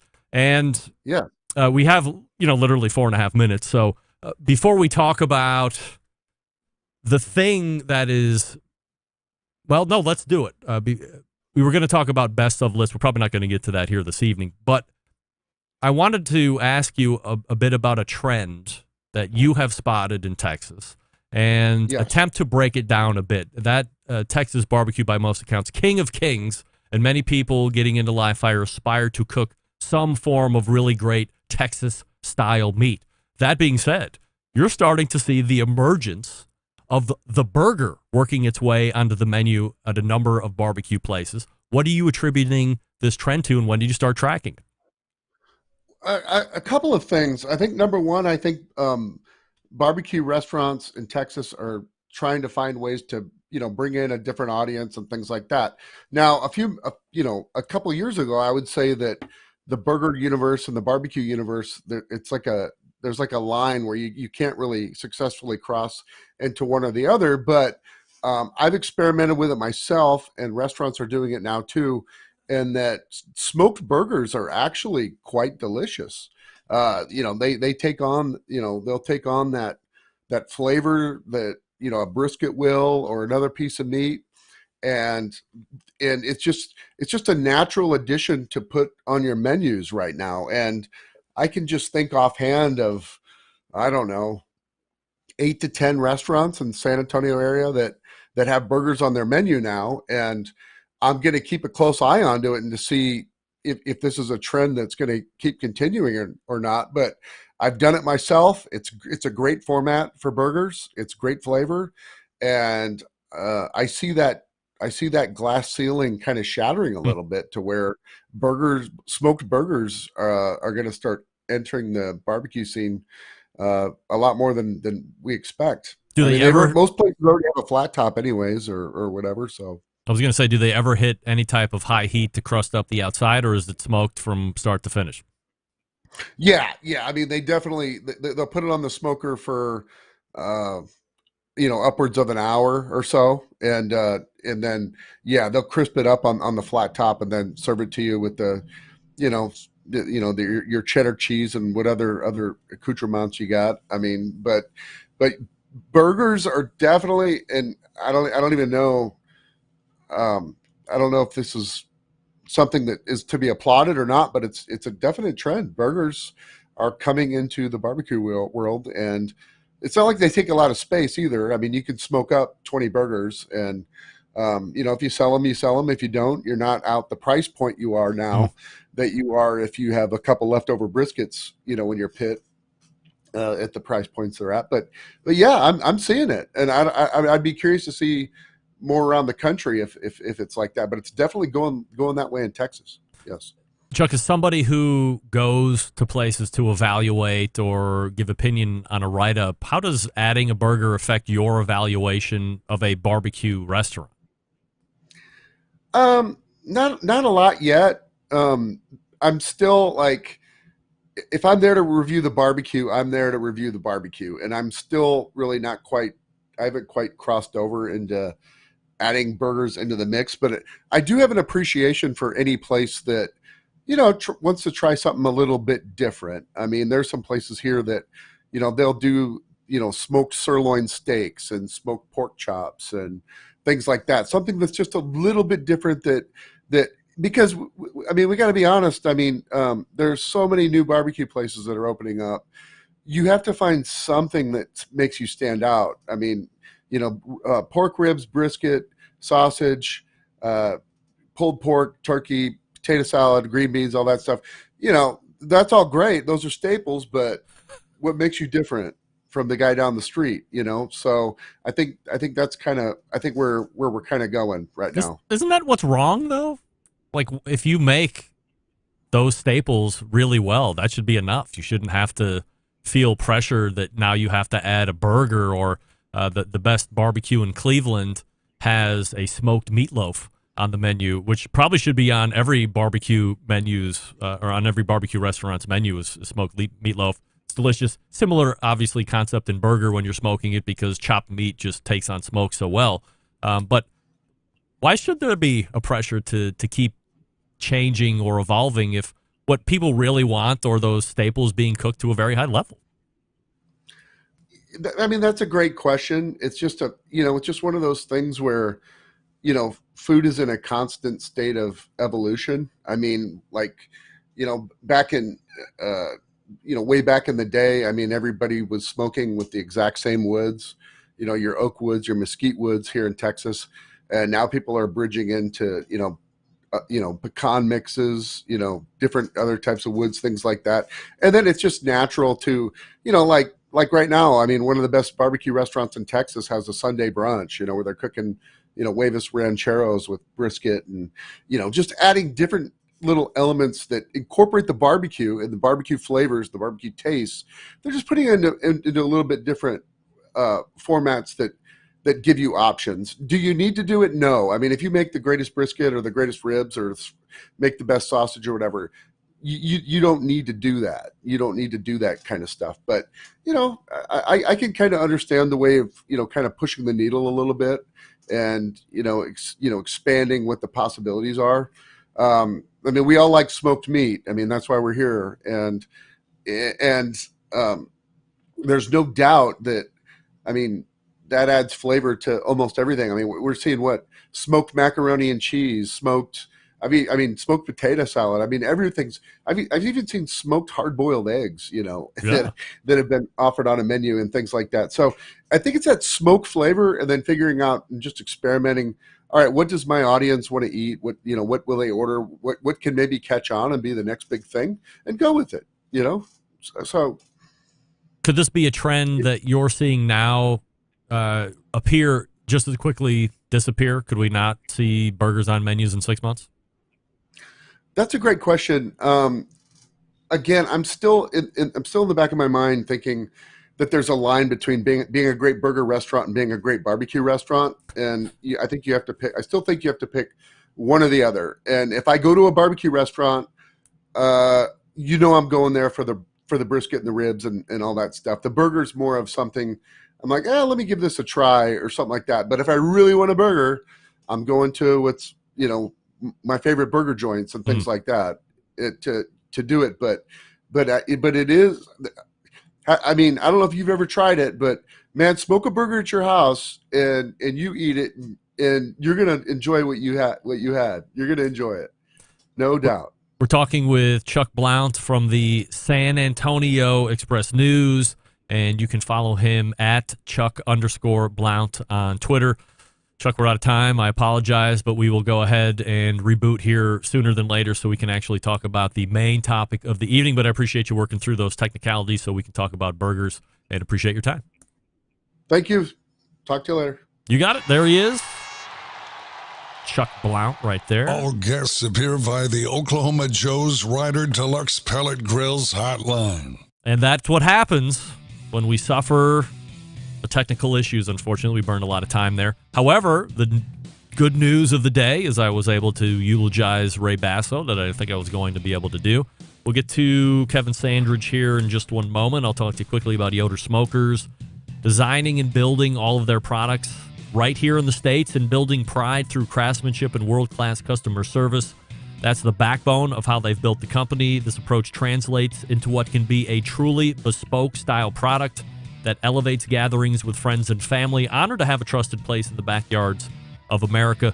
From pellet grills to wood-fueled offset pits and charcoal grills, consistent blue ribbon flavor has become synonymous with Yoder Smokers' name. Make no mistake, Yoder Smokers' flavor-driven design is unique to each style of pit, and their team has developed their competition cookers to perform time and time again while outlasting the competition for generations to come. It's this generational thought that's rooted in the handmade products and defines the integrity of the core values. American-made quality, endless flavor, those are the benchmarks of Yoder Smokers, and you can find out more about those at yodersmokers.com. That's yodersmokers.com. Grab yours today and buy the one you like. Buy a pellet cooker, buy an offset, buy a charcoal grill, whatever you like. Thanks again to Chuck Blount for joining me, and we will be back with Kevin Sandridge from the Barbecue Beat. Stick around. We'll be right back.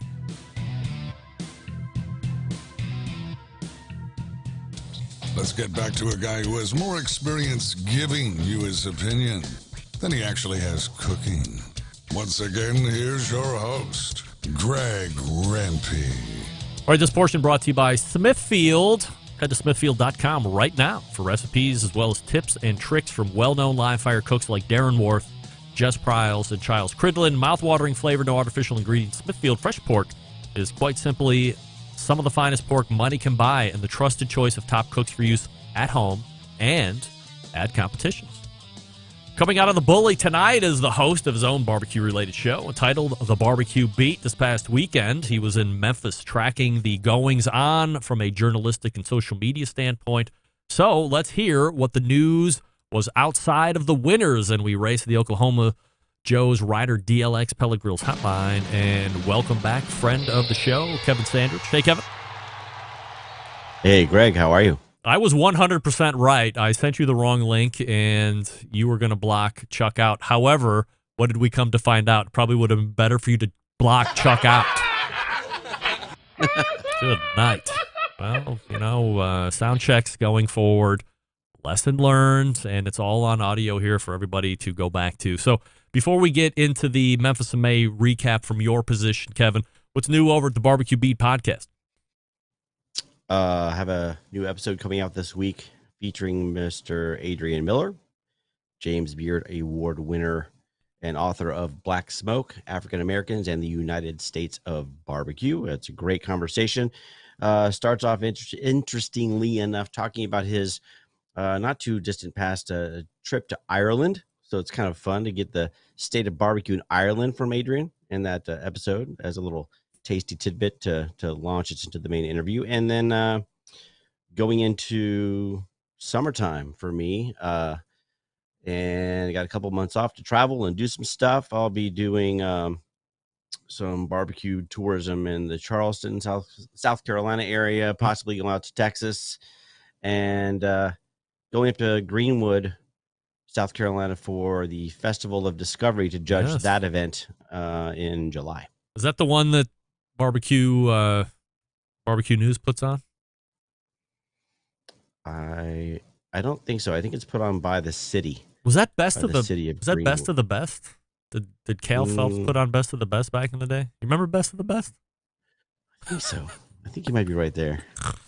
It's not there anymore. But like that one was that one.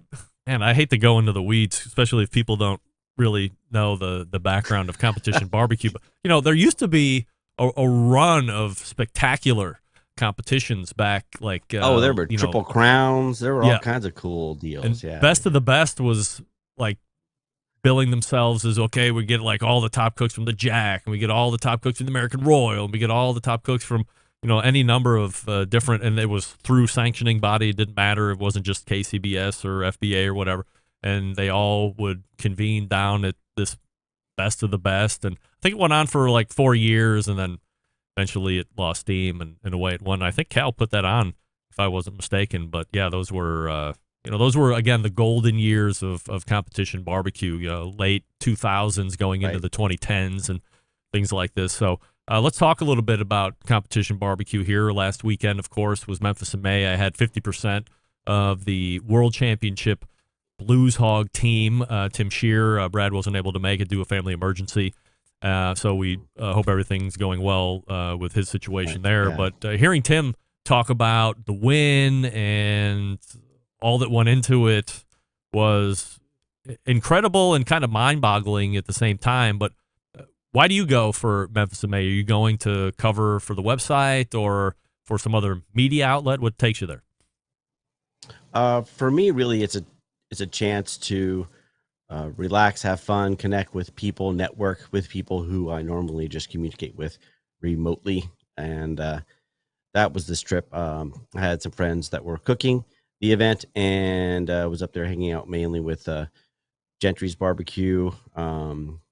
He was cooking with Craig Tabor and Ryan Kelchner. They were in the rib category. Not too bad. First time out, 23rd in ribs out of nearly 100 plus teams. So solid effort. It was fun. It was a good time. Different venue, as you know. So that presented some good, some bad. Little comments here and there from most people were generally positive, though. They liked the experience. I was going to we say did get rained out. One of the well, that's typically what happens at Memphis in May. One day is they forced typically us a into deluge. We had to evacuate. Like the police made us load into the Liberty Bowl. It was crazy. Wow.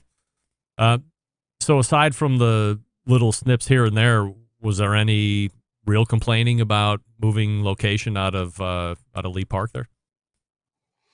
I think most of it, honestly, was kind of sentimental and vibey. It's a different comp when it's not on the river. Mud or no, more people than not said they'd rather be on the river, even if it's wet, and not the river, the mud. But we have a situation where things were a lot more spread out in the parking lot area. If you're a step counter, you probably blew up your whatever device you were using, because it was vastly different in setup. You didn't have those nice little corridors where you kind of hit everyone all at once and just veer off a little bit and hit everybody else. And How did you see any other known podcasters covering the event for their particular show or anything like that? Not specifically covering. I did come across Sean Ludwig with he's at NYC Barbecue with the Smoke Sheet. Yep. Part of the team he has there with Ryan Cooper at Barbecue Tourist. I saw Kel. He was there hanging out. And we chatted for a bit. I had some questions for him about where he thought NBBQA might be heading, and his general feedback to me at the moment, and I'm not sure if he had been imbibing or not, but he was pretty chill nonetheless. And he just said, more continuity, which I can respect. Okay. I'm not sure what that means exactly, but that's always a good thing, I guess. And so I think it's just, TBD a little bit. Do you have any thoughts on that whole thing? I mean, we didn't really have it on the agenda to talk about, but Barbecue News captures NBBQA. It was kind of a trade organization that maybe over the last couple of years was floundering at best, and he's taking it out of a nonprofit, going to a for-profit, which I certainly agree with. He doesn't have to dick around with board members and weird terms and a lot of people wanting to get a lot of stuff done that never gets done. So now he's the ultimate decision maker. Where do you see it in a few years? Do you think anybody's still going to care about it? I think it's something people can care about. I struggle as a podcasting person, honestly, to find the value in it, personally. And I hate to just put it that way, but I want to see value. I want there to be something that really I can look forward to getting some information out that I can use for what I do. It kind of comes across as a little bit of a old home week. Like it's a time for all the players to kind of get together and, have some drinks and hang out. And I mean, they have their panels, but again, I don't know that anything earth shattering is being shared or explored in those panels necessarily. I don't know how innovative they are necessarily. I think those are some things they might want to tighten up on, really make things a draw, like find out what the pulse is and really hit some hot topics. And because it's not an inexpensive trip, hotels for that event are usually pretty costly. And, I want to look forward to it. I want to feel like I need to be there, but I just haven't been there in the past couple of years. Let's get back to Memphis in May here. So from your point of view, can you see the difference between the teams that are there to quote unquote win and the teams who are there to compete, but also host parties and have a good time? Yeah, I think something you'll find at this event, Memphis in May, and other events as well, it ranges. I think Chad Ward was known to say something like there are teams with their drinking teams with a barbecue problem, right? They just like to hang out and have fun. And it's a big time for maybe companies to reward their maybe key clients or customers or what have you, employees. There are definitely some teams there that are pretty buttoned up. They're all about focus. I think that's something I actually saw from the jump with Blues Hog. My early conversations with them, they just seemed, I've seen Tim do Tim, right, and have a really good time at events. And he didn't seem like he wasn't. He's never like super uptight, but he was focused. And Brad, the same. The whole time I saw them there was really no big, huge disco ball party vibe like you might get with like the Swinos or another, big party team out there. As you see Blues Hog starting to make its path to the finals, finaling at Hog, then winning it, is there momentum building that these guys are actually going to be able to pull it off, or was there a different feel amongst the crowd that it was going to be either Heath or Mark? I think anybody that knows anything about Tim and Brad know that if they get to where they can sniff the finish line, they're going to be a force to be reckoned with, individually, right? Whether it's Tim with Shake and Bake or Brad with Getting Basted. Together, I don't even know if it's fair, honestly. I mean, it's like a dream team, really. Between the two of them, I'm not sure there's a lot they haven't seen or dealt with on a, oh crap, what just happened triage standpoint. They're just really good. And so there was that. I think, while I was pulling for Heath because it just Ribs hasn't won that event.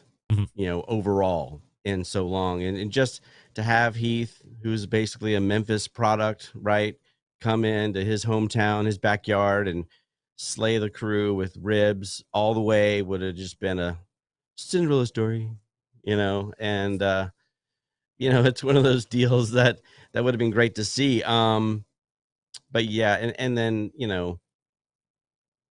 Sweet Swine of Mine. I mean, come on. I mean, multiple time world champ. Yeah, man. I mean, it really did boil down to the heavy hitters. So I don't think anyone that says they knew how it was going to turn out for sure is lying. Any of those teams deserved to take it all home, and it turned out to be Blues Hog, and congrats to them. So your opinion, Kevin, in any regard, this is no disrespect to Tim and Brad, is this a coup to some degree to have two KCBS cooks coming into Memphis, kicking in the door, and basically kicking the face in on many of the perennial world champ contenders, Chris Lilly, Myron Mixon, Melissa Cookston, Heath, Mark, the list goes on. I think stereotypically, when you think of Memphis in May, you only really think there's a handful of these teams, and they're not Tuffy Stone, I'm leaving out, of course. The a lot Shed's of them usually right there. Yeah, the Shed, of course. So these are teams that you would see on a lot of other competition circuits doing it regularly. Some of them will hunt. I mean, Tuffy will cook a very small amount every year now, but he's a former KCBS Team of the Year winner. But some of these other guys are, big game hunters, or they only hunt here in Memphis in May, and they've hunted with success. Is it some kind of a look at what we did for the KCBS guys? Yeah, honestly, I think so, only because it was whole hog, right? Had they been a shoulder or a rib team that took it all, I think maybe there would have been a little less of a snap factor, because again, look at what these guys do individually on their own. Look at how they did at the Jack this past year around. I mean, these are not teams that kind of came out of nowhere. And again, you mentioned Tuffy. I would classify Tuffy, though he's done very well on big stages like the Royal and Memphis in May. I've always kind of seen him maybe more as a KCBS, champion overall. Yeah. So probably in the respect that it was whole hog, and I believe, if I'm not mistaken, at least one of the hogs they cooked were on those giant, both of them, oversized those gateways. There you go. And that was something it's novel, it's different, and I think it's exciting. I think it kind of is a cool little boost of electricity, if you will, to the whole vibe. And but not from an ability standpoint. No, from a fact that it was a whole hog. Yeah, possibly. Kevin, last Wednesday, the 9 finalists for the Barbecue Hall of Fame were announced exclusively here on the Barbecue Central. We've seen the list. You hopefully have seen the list. Which 4 of those 9 are you putting in no particular order?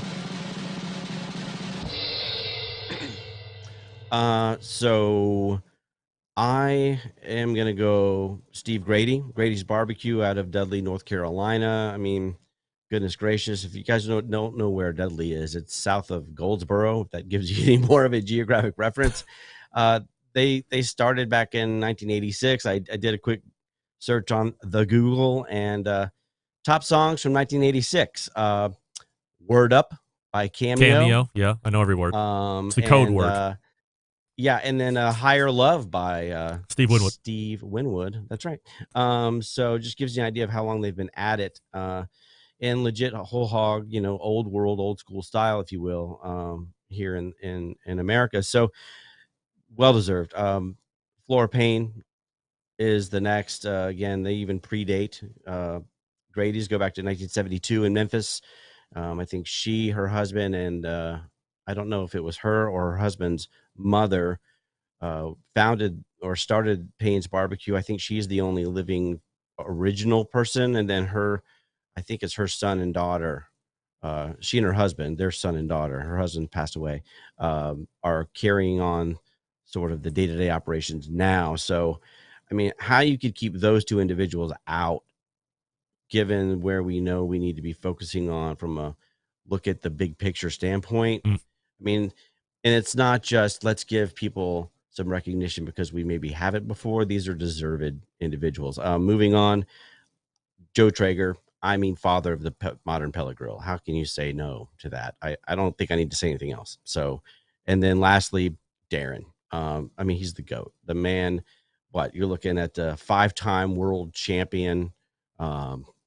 It's just without question a smart move. So those would be my 4 for this time around. Steve Grady, Flora Payne, Joe Traeger, Darren Worth. That's who Kevin Sandridge would be putting in to the Hall of Fame here. Grilling season, of course, finally here, although you're in Florida, so grilling season is always season. You want to do a little rapid fire situation here? Yeah, let's do it. All right, here we go.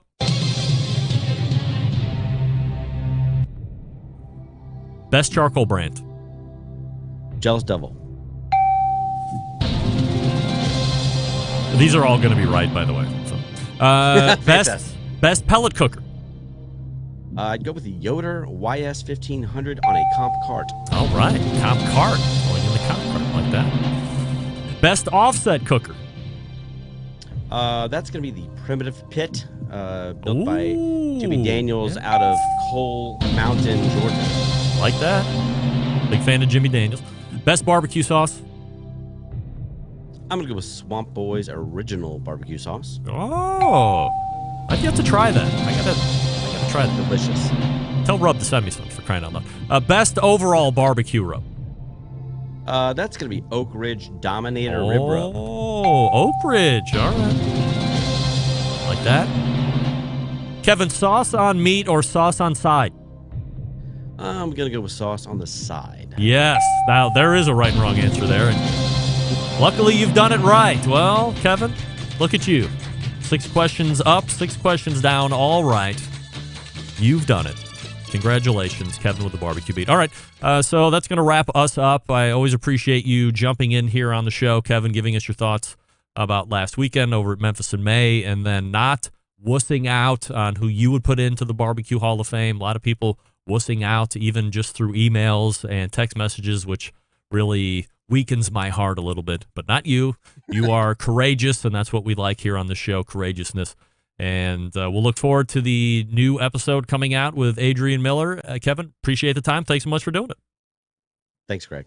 You got it. There he is. That's all guests Kevin. Appear via the Oklahoma Joe's Rider Deluxe Pellet Grills hotline. From the Barbecue Beat podcast, yes.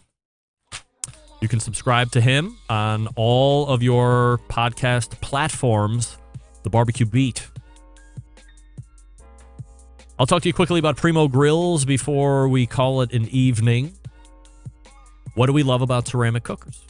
We love that they're fuel efficient. We love that they can achieve low and slow temperatures for traditional barbecue meats. We also love that they can get rip-roaring hot for high-temperature grilling of steaks and other thin cuts. But what's missing?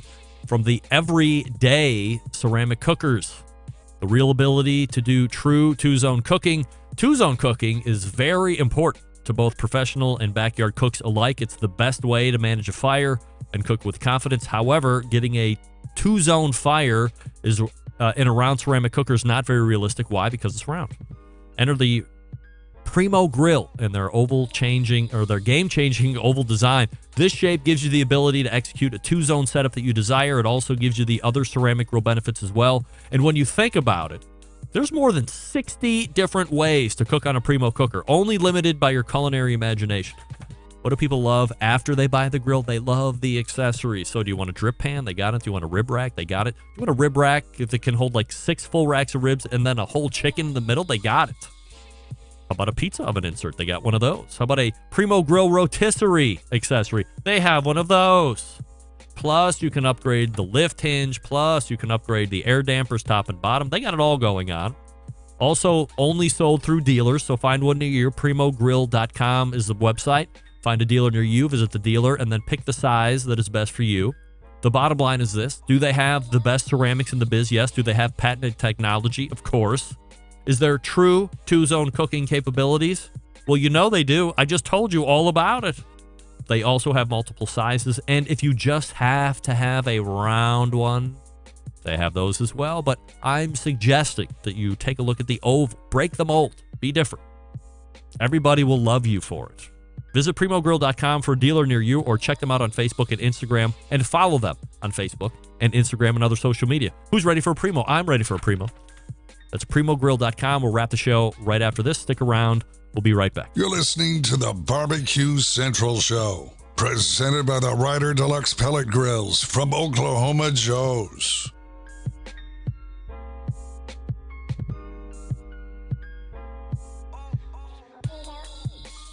Whole packers, full racks, legs and thighs, injecting butts. If you've never heard this before, you might think you found the best XXX show ever.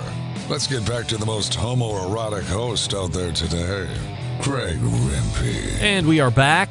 You know, back in the day, watches were made to be worn on the pocket, not here on the wrist, but after World War II, the wristwatch came into vogue. Pocket watches quickly became an afterthought, finding their way into sock drawers and scrap heaps. Quite simply a tragedy. Enter Vortic Watch Company, helping bridge the gap between America's storied watch manufacturing past and bringing it to the present day, where wristwatches are now finding incredible popularity once again. Here's the coolest part. Each watch that Vortic makes is unique and one of a kind. Nobody will have a watch just like yours. Vortic founded on the motto that America wasn't assembled, it was built. Check out VorticWatches.com for more information. And if you really like that whole Vortic watch vibe, they have a YouTube channel documenting their whole build out of the new facility. So go ahead and check them out. Subscribe on YouTube as well. All right, that's going to do it. All the way back in the first hour, who did we have? Tim Scheer from Shake and Bake, but also half of the Blues Hog World Championship barbecue team that won the Memphis in May World Barbecue Championship this past weekend. A world champion in hog, and that hog world champion carried them to the overall world championship as well. Great to catch up with Tim on that. Again, missed Brad, but we hope he's doing well with what he has going on. So we'll wish him well. Then after Tim, we talked with Mr. J, Mr. Johnathan from the Cigar Authority podcast. Talked about a lot of cigar-related issues right there. I had a little cigar lighter maintenance as well, which you can carry along and start using right today if you are a enjoyer of premium cigars. Second hour, a 4 to 5 minute stretch with Chuck Blountz, but we have technical issues.